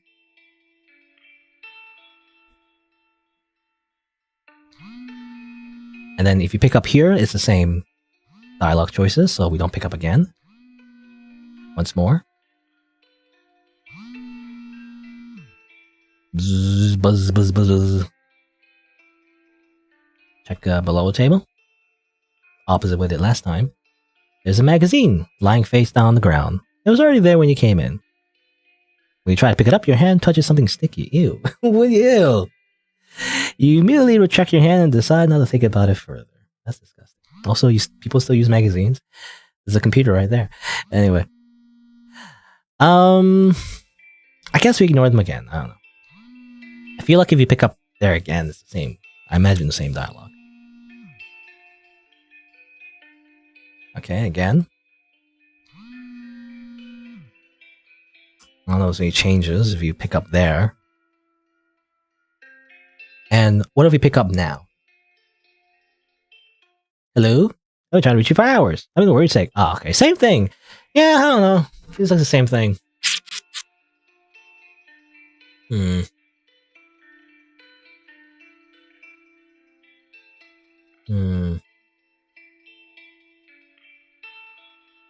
Okay. What if we lie and then tell the truth? I wonder if that affects anything. So we lie first.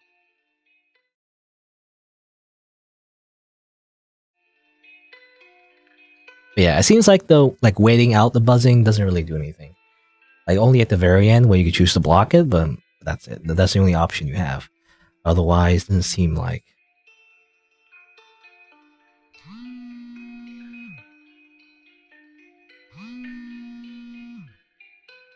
Doesn't seem like it matters until you pick up anyway. Stop ignoring me. Sure. Sure. I don't know if this just matters.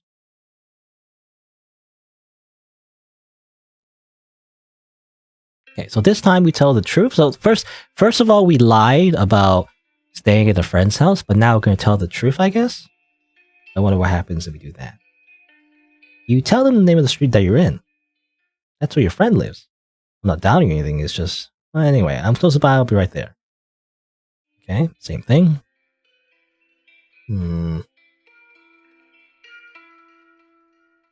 Okay.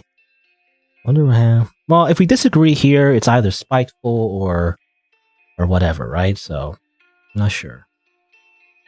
Hello, Wipeout, by the way. This game looks cool. Yeah, I mean, the art style definitely looks interesting.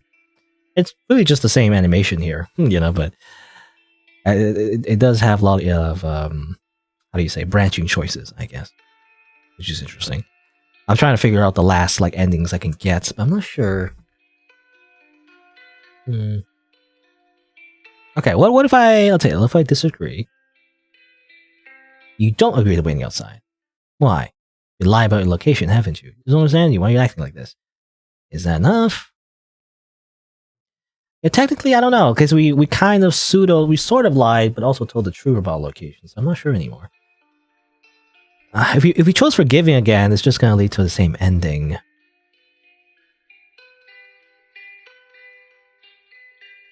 Choose spiteful is just, the same ending I got before.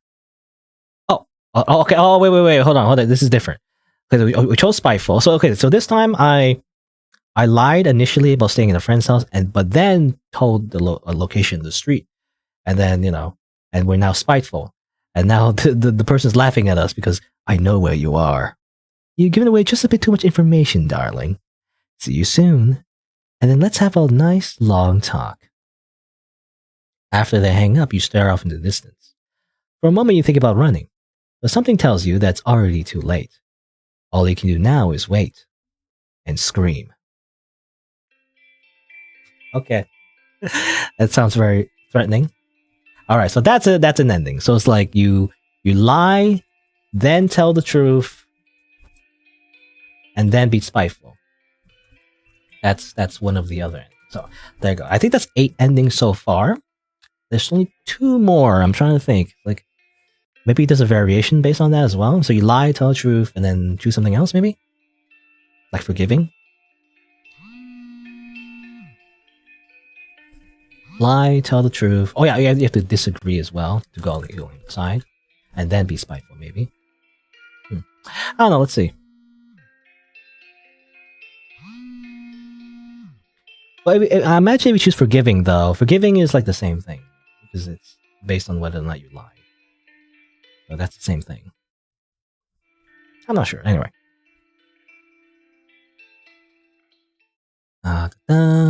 Okay, so tell me where you are. Okay. I tried the other variation already. I told the truth and then lied. And it feels like the same thing. I'm not sure. I don't know. Let's try lying first.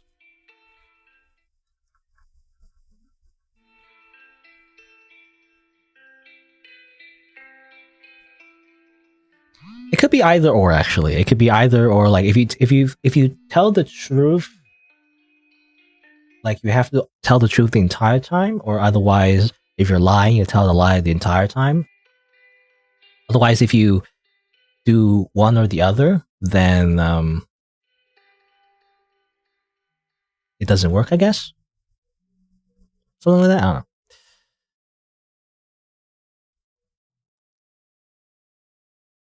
Okay, so now we tell the truth this time. So it's a mix.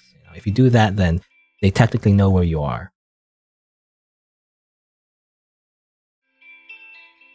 Okay, let's agree this time, I guess. So, okay, so we told a mix of a lie and the truth, so let's agree to meet them outside.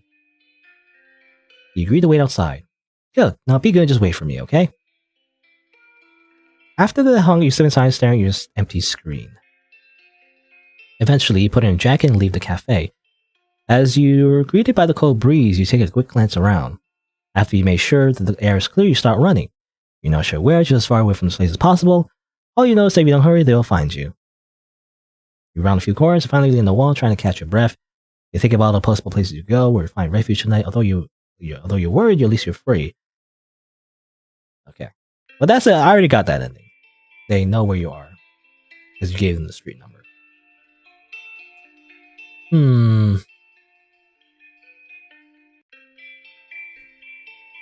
Oh, sure. I don't know. I already tried the variation where you lied and then agreed to meet. I don't know. What would change the outcome?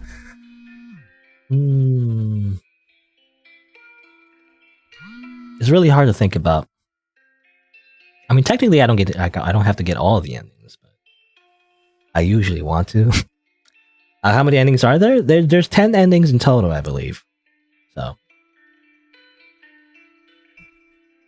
10 kind of like variations, really, but I don't know. I'm a completionist. So.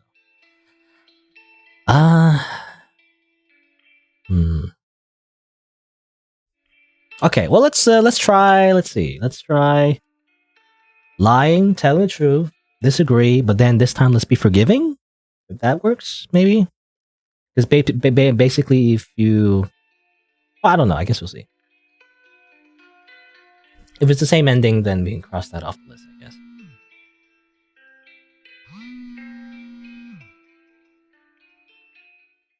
It's funny because I think this game, when did it come out? It came out like 5 days ago. That's what it says on the issue anyway. And the developer did say that they're going to post a walkthrough the next few days, but I don't see the walkthrough, you know, so... let's see. What was the question? I already forgot what the question was. Tell the truth. Yeah, you are avoiding it. Okay. There's something this or phone. I don't know. I don't know if those questions matter though. Can you please tell me where you are? So I guess tell the truth this time. Because he lied initially, but then he would tell the truth. Let's disagree this time.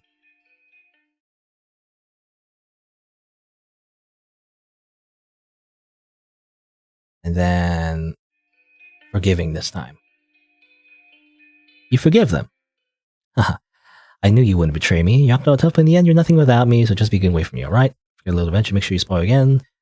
Don't think about pulling this stuff like this. Okay, this seems the same. Despite your better judgment, you feel like there might be a slight chance that things will turn out for the better, although you know that in reality, you're just scared of the alternative. Yeah, same thing. I already got that ending. I don't know, so hard.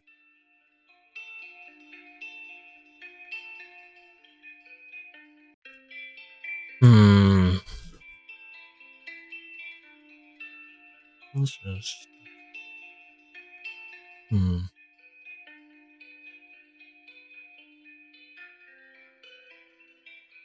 I can't think of what I would do different.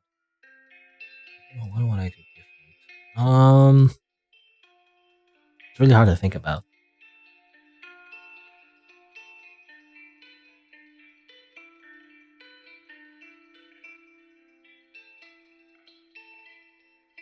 I'm about to like open this in like RPG Maker, you know, and like see what the different like scripted events are, you know, just to figure out like, exactly what I need to do. I'm not sure. It's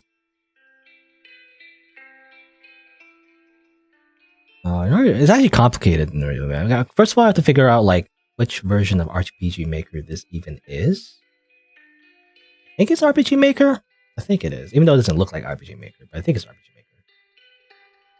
Then I need to make a project file. I think, you know, that's what I need to do, and then make a project file, and I gotta open it up in RPG Maker. I literally need to like hack into the game just to figure out like how to get the different endings, or I could just figure out this normally. But I don't know. I can't think of anything. You don't pick up the phone. You tell the truth, and then try to meet outside, but then you run away, of course.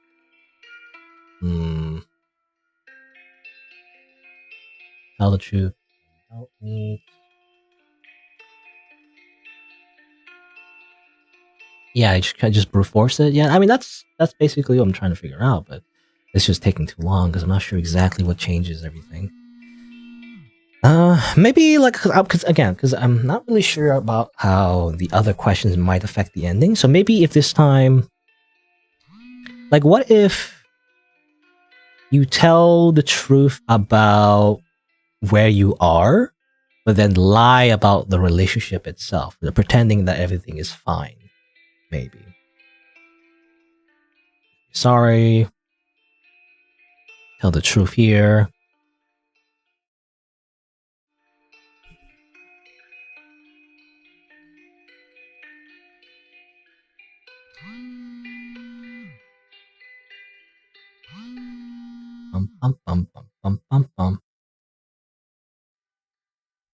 Notice this one. Apologize again. Let's lie about this one. So lie about avoiding them. They did something wrong. Let's disagree. I wonder if that matters. Whether or not you think it's their fault. I wonder if that matters. So what's going on? Okay, tell who you are. Let's tell the truth this time. So they know now. Okay, come outside and say, let's agree. Usually if I chose this option, though, the protagonist just runs away anyway. After hung up, you send a sign staring at your empty screen. Eventually, you put on a jacket and leave the cafe. Okay. You don't feel completely safe this late at night, but you try not to think about it too much. Soon they'll be there to pick you up. They'll apologize and you'll forgive them. And everything will be fine. Okay, there you go. Okay, that does matter. All right. So in order to get that ending, you actually have to basically play into the fact that it's not their fault. Basically, I think the question in particular is when they ask if it's their fault, you say you disagree. I think that's important. But then you tell the truth about everything else, and you tell them where you are, and then you don't run away this time. I guess it's the idea. You tell the truth. I'm gonna write that down. So remember, tell the truth. It's not their fault, and then meet outside. This time you don't run away. Okay, so that's why one of the earlier endings. That's how I got that ending, is by saying it's their fault, because I told the truth the entire time. I guess. So let's see. So that's 9 endings. And I have one more ending to get. I wonder what it is. Hello, Bentley Cat. By the way, what game is this? I guess if you earlier, when I introduced the game, it might be easier to explain. But basically, it's a visual novel. It's a visual novel. Developed by Hapage, available on itch.io. It's about an important phone call, and depending on what you do and the dialogue choices, you get different endings. There's like 10 endings in total, and I got 9 so far. So really, I'm just kind of like going through the game quickly to find out what the last ending is. So that's why I'm kind of skipping everything. Initially when I started playing this game, I read everything out loud, of course, but this time I'm just skipping everything because I already read it. Later on, if you want to watch the whole thing, you can watch the VOD, or you can check out the video when I edit it later. And like its own like separate video. Anyway, let's see. But yeah, it's kind of like about, apparently it seems like kind of like an abusive relationship. It's kind of like mysterious and subtle about it, so it's interesting. Anyway, let's see. So I wonder. So like, when you say it's not their fault, that does affect something. So what other type of ending would it affect, I wonder?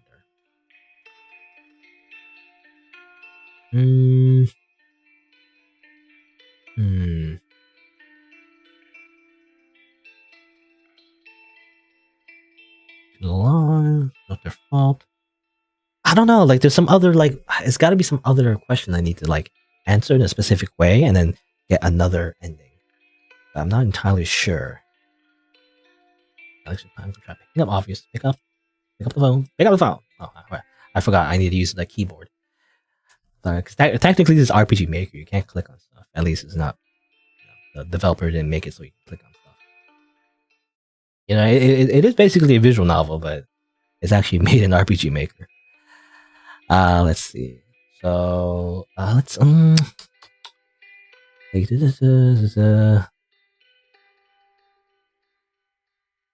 like, what if you I don't know. It's like, what if you like lie initially? Your friend. I got this ending before, but what if I choose a different thing? Let's see. Deleting it.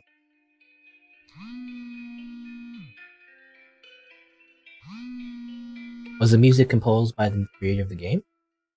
I'm not sure, actually. I don't know. It doesn't say here, as far as I know. Possibly. Click out the game. Apologize here. Also, hello, Nurses Bro, by the way. Say that you're sorry. Why are you apologizing? Are you avoiding me?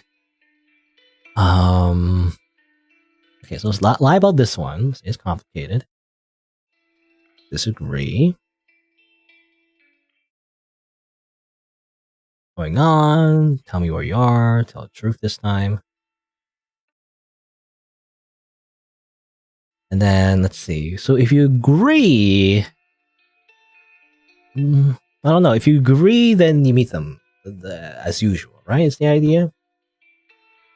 So what if you disagree this time?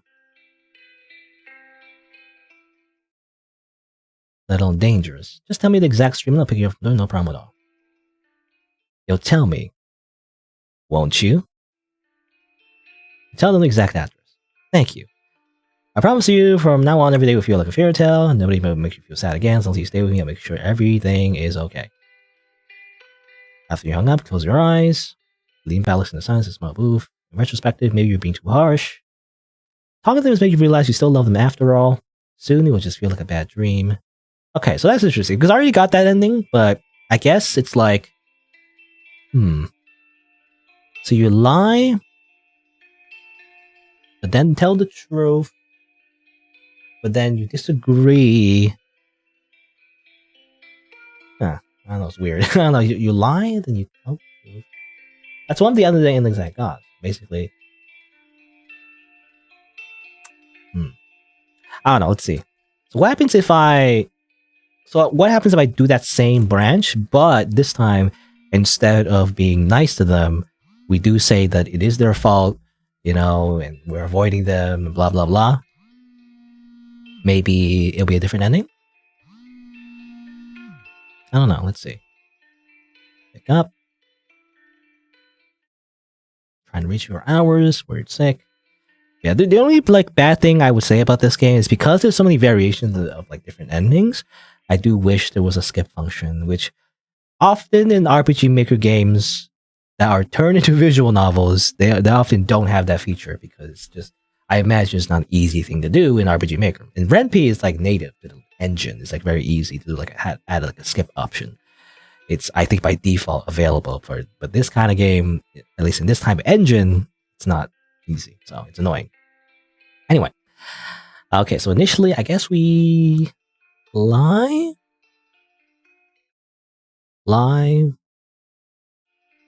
kind of matter. I don't know.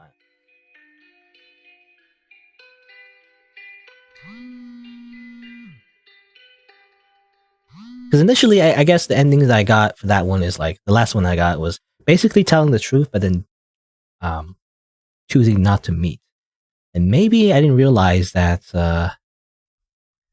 maybe you're supposed to pick the options where you actually tell the truth for avoiding. So okay, avoiding them, yes, you're avoiding them. Is it something they did? Yes. This time we agree that it's their fault. But then this time we tell the truth.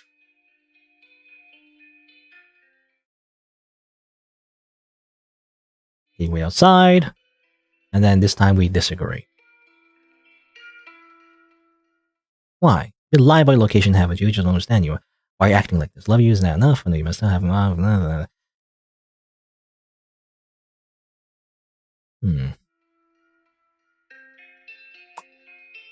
I don't know. This is the same though.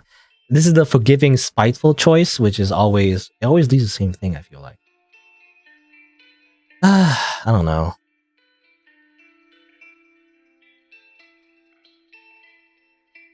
If we choose spiteful, it's the same thing. Well, if we choose spiteful, it's let's see. You don't forgive them. Ha. That's all right because I know where you are. Yeah, that's like a ending that I got before. After they hang up, you stare off in the distance. For a moment, you think about running, but something tells you that it's already too late. All you can do now is wait and scream. Ah.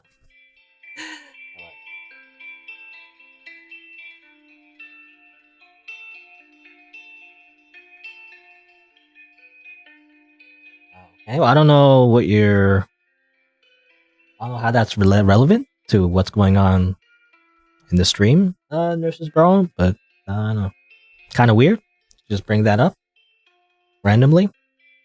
Feels like, I don't know, again, YouTube streaming is Maybe the culture is different, but I know in Twitch streaming culture, like that's called like unsolicited advertising. You know, it's like that's what it's called. It's like trying to advertise your own stuff in another person's stream without any like prompt. You know, it's different if I ask for it or something like that. I don't know. I'm again, maybe I'm the weirdo, but like it's different if I ask for it. But like if you just advertise your stuff in people's channels, not just me, but like just anyone really, it just feels like you're. It's the impression that you give off is that you're like a bot or something, or like I don't know. You just it's the same thing with like ads in general, like on the internet, right? You don't like it when like a random pop-up ad shows up when you're browsing, right? So it just doesn't make sense to just advertise randomly. It's better to do it like organically, I feel like, you know? Like if it's relevant to the conversation, if it's like something like that, right? It's like on Reddit, you know, I don't know if people visit Reddit, but like on Reddit, the same thing happens, you know, when big companies or big brands, they just put an advertisement as like a thread on Reddit and nobody like clicks on it. Because people don't like being advertised to, right? It just feels fake. It doesn't feel authentic. That's why, you know, brands have been like getting smarter about that actually and trying to like use social media more effectively, like to pretend to be like people, you know, and make like memes and jokes. You know, Wendy's, right, was like a brand that did that. You know, they did like a whole thing with Wendy's is like roasting people, and that actually worked for like advertising because it felt like a person. Nowadays, it feels a little bit too cliche because everyone's doing it, but at the time anyway, it was kind of ingenious. But yeah, I don't know. There's like a different culture, depending, I guess. Anyway, I'm still stuck. You know, not much is happening to be honest. Though I'm just kind of stuck. Man, what is the last ending? It's like lie,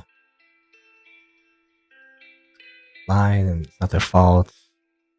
Or lie, it is. Tell the truth, it is their fault, and then meet outside. If we do that, we run away, right? If you tell the truth and we don't meet, or we say we don't want to meet, then they force us to meet them anyway.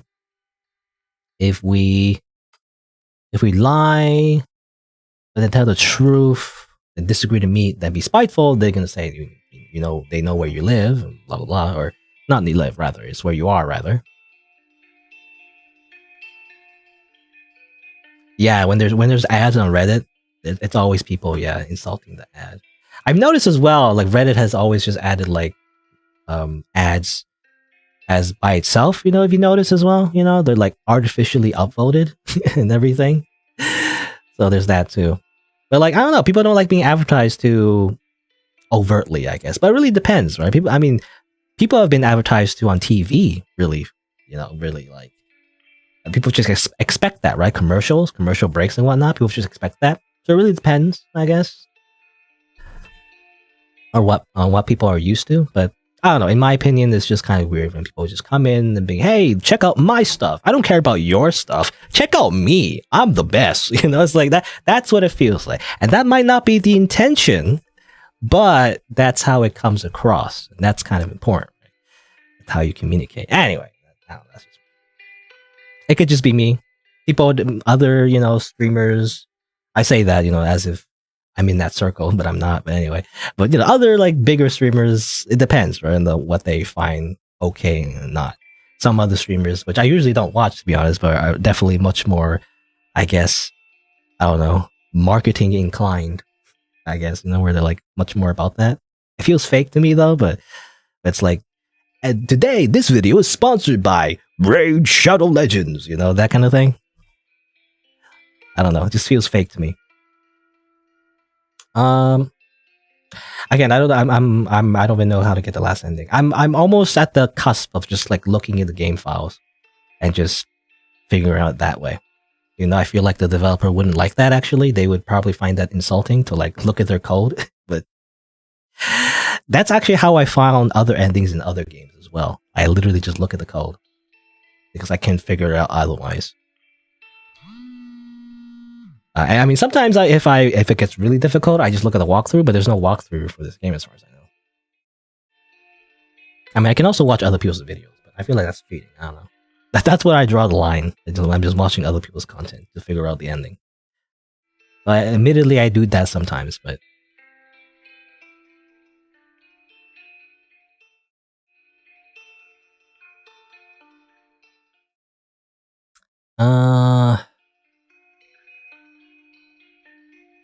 roof.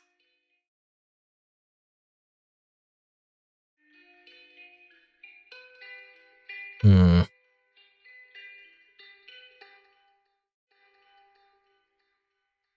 This is the same ending. I don't know. I don't know what I wasn't really paying attention, to be honest. Exactly what choices I picked. Yeah, this is the runaway ending. You try to run away, but you can't. You're a bit late. Yeah. Hmm.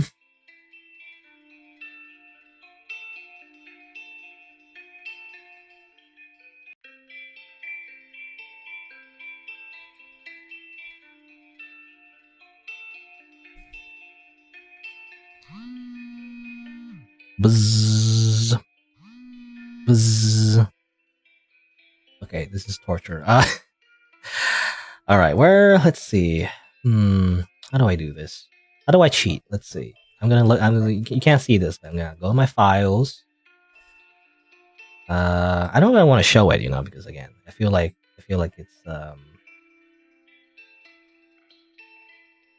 it's like invading the developer's privacy, like looking at their code, basically. But let me see. Let me go here, over here. I make a game project, I think. This is how I learned to do it. It's very like janky, but like you make it. In fact, I don't think it's allowed, but like it's like very unprofessional to do this. But don't worry about it, as long as you don't tell anyone. But what I do is I make a game project, like a game.rpg project file in the game file. Let's see. I think, what do we put it actually? I forget where you put it. Is it like you put it in the www file? I guess www file. I used to just use Notepad, but if you have the RPG Maker software, you can just do it much easier. You just have RPG Maker. It does crash a lot though. Hopefully, it doesn't crash my OBS. It does for some reason use a lot of resources. I feel like I don't know. Yeah, I'm gonna cheat now. So I'm assuming this is RPG Maker MV, which usually most modern RPG Maker game developers usually use RPG Maker MV. It's the latest one. It's not very modern, to be honest, but it's the last one, most recent one anyway. Let's see. Your call _win game project. Open game project.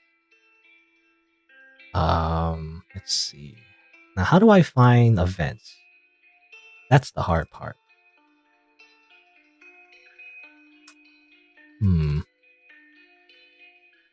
This is not very easy, actually. Where are the scripts? In fact, because the way this game is made, it might be a little bit harder, actually, because there's no easy way to do this. Common events. Ending. Final fade. Quick transition. These are just like, yeah. I'm used to like typical, like, to be honest, I use RPG Maker MV for like Fear and Hunger, actually, like a more traditional kind of RPG. But this one's made to be like more like a visual novel, so maybe it's like under plugins and whatnot. So maybe it's not that easy to find. But yeah, when I look under common events, it's not really a thing that they put in there.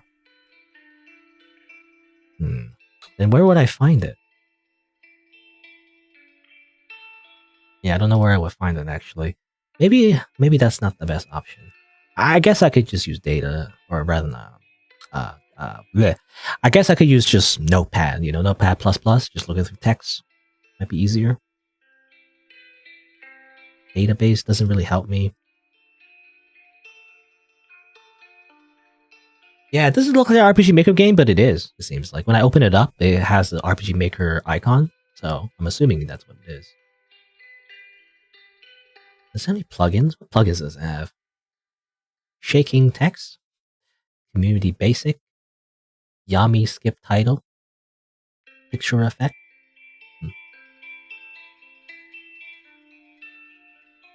I don't know how they. To be honest, I don't know how this developer, like any developer, really. I play a few games where it's mostly just a visual novel in RPG Maker. I actually don't know how they do that. To be honest, it's weird. I'm assuming they do some kind of black magic. I don't know in real life to do this because I don't know how they did that. But that's why it's kind of hard for me to figure out what's going on. Yeah, looking through RPG Maker doesn't really work because I don't really understand how how they do it. Uh, what about? Okay, what if I just use good old fashioned notepad? Doesn't really work though because all I see is read that. Where's the script? You know, how did I figure? I forget how I figured it out before, but I remember like another RPG. It wasn't RPG. Actually, it wasn't RPG Maker. It was just a visual novel. I looked through the REMP files basically and figured out how to like understand the flags. But for this game, I'm actually not sure. There's a lot of like default files as well. You know, like default like RPG files that the developer did not take out. That's just left in. It's all in German, by the way. Again, it makes sense because the developer is German. I'm assuming they have the German version of our RPG Maker.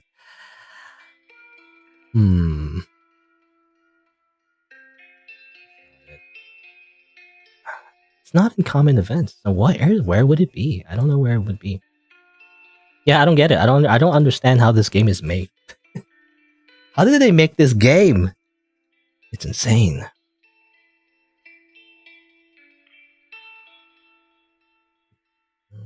Okay, well, I don't know if I want to spend too long on this because it's going to be just it's going to be this screen for a while, and it's just going to be boring. I feel like I don't know. I don't want to spend too much time just bumbling around in the code. I say code. It's not really code. It's more like the scripts. Really, it's like I don't know. I don't know what we call it, but.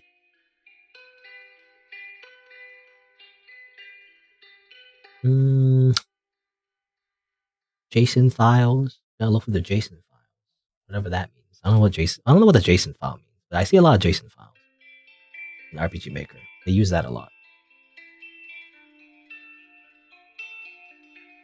It could also be encrypted, you know, in a way that I don't understand. It could also be I'm just using the wrong software as well. That could be a thing too, because I can't seem to open these. Supposedly these events, which are supposed to be open.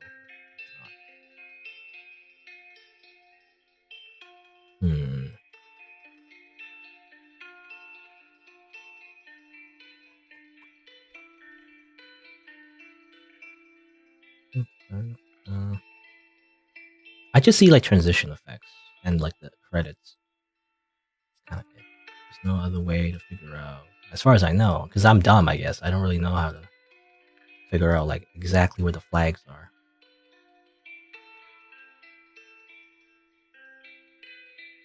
I see basic plugins. I don't know. Probably not gonna bother too much anymore. They just hit it very well. Maybe, I don't know. I'm not sure actually.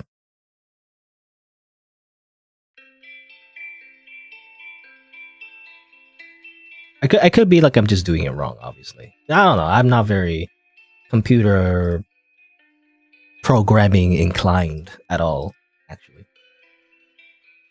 I have like a liberal arts degree, you know, so like I don't know.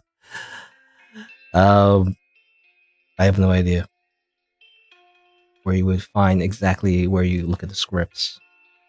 I mean, if I can find the scripts, maybe I could at least, you know, try to understand it just by looking at it, but I don't know where it's saved or where they put it or like exactly how they did it. So I have no idea. Yeah, I don't get it. I don't know.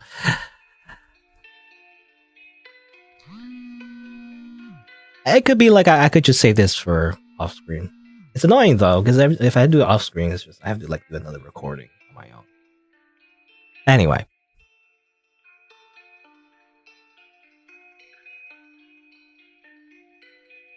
here's the computer. Like you can, there's an ending where you can like, I got this the first time actually, but there's an ending where you just don't pick it up the entire time, and then you just block the number. But I already got that one. I'm not sure what exactly you need to do when you get the last ending. I say last ending is, I don't know, it depends. I feel like the best ending is where you basically don't tell them where you are, and then be spiteful. So you basically break up with them, and it's like, oh, that's the good ending, right? The ending is like you break up with them, which is apparently a good thing.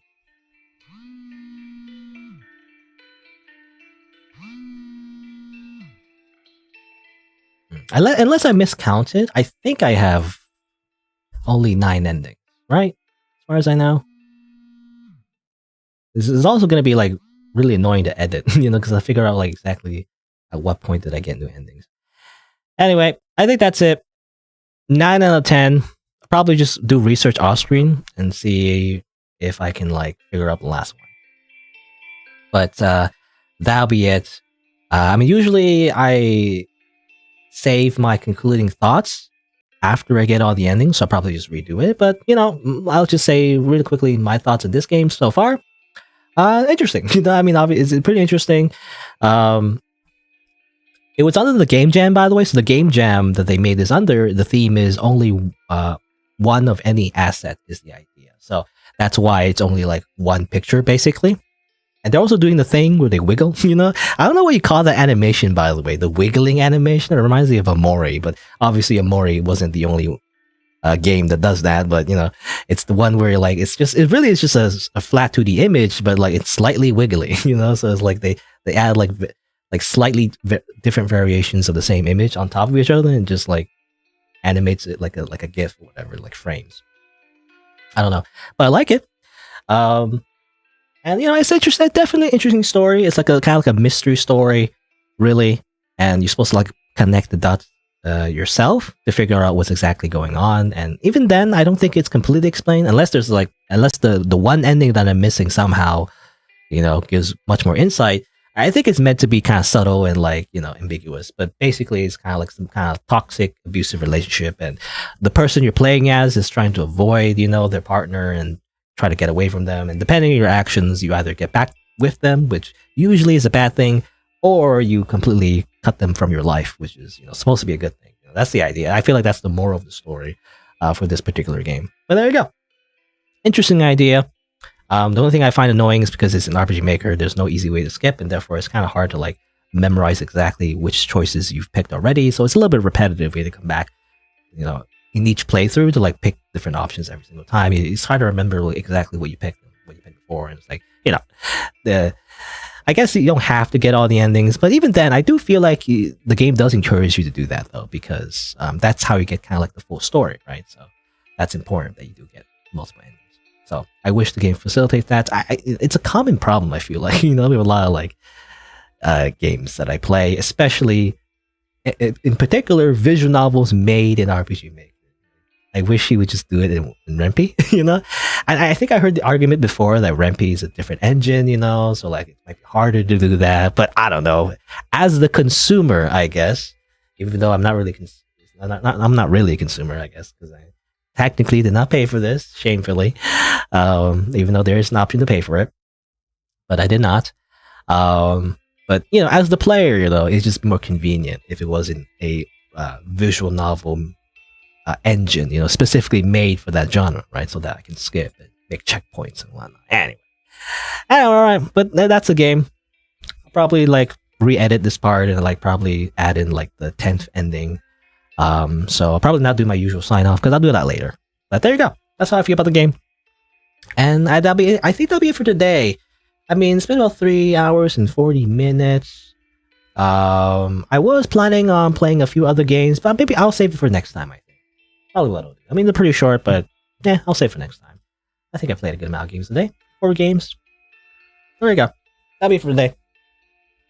And sorry, and apologies for like the, most of the recording is just staring at the same screen because I was just like trying to figure out how to get 10th ending and whatnot. But that's, I guess, better left to do for off screen. There you go. that'll be for today. Yeah, the wiggling visual style. But there you go. Let's see, what's the button? I think it's this button. There you go. Okay, so that'll be it for today. Let me say my usual schedule, not counting for the fact that I was like sick for the last few weeks. And I wasn't like super sick. I got like a cold, which is like, it's a cold. But then what's worse than that was like just like a cough, so I couldn't really stream or like make any content because most of my literally like 99% of my content is just me doing commentary. So I can't really do that if I'm coughing the entire time. So, but that's why I'm trying to catch up. So my usual schedule is Saturday and Sunday, noon Eastern time. So tomorrow I'll play a few more games. I am moving soon, like in real life. So that kind of sucks because then I have to take another break from like making content. So content is going to be sparse, which is, I don't know, just annoying to me because I feel like if you don't make content for like a few weeks, people forget about you. I feel like that's the thing with like YouTube in general. If you don't make a video in like a few days, people forget who you are. Like I'm already like a really small content creator, but like people just like think you died or something. So like, but I don't know. That's why it's annoying to me when I have to like not like make videos. But anyway, but yeah, but hopefully it doesn't disrupt it too much. But tomorrow though, I'll stream for more games. Maybe next week as well, hopefully. And then after that, hopefully, I like to play Fear and Hunger 2 Terminal. That's something I want to do a playthrough of that I was planning on doing sooner, but I got sick and everything, right? So, I'll probably have to do it after I move because it's going to be like a whole series. So I'd rather do it when I'm not distracted, like having to like not make content. But anyway, but yeah, there you go. That's for today. If someone with 10 million subscribers disappeared, everyone would go nuts. Yeah, I mean that's all I see all the time, no matter how big you are, it's like as soon as you just like disappear for like a day, people are like, who are you again? I don't know who you are. They just like the memory just fades.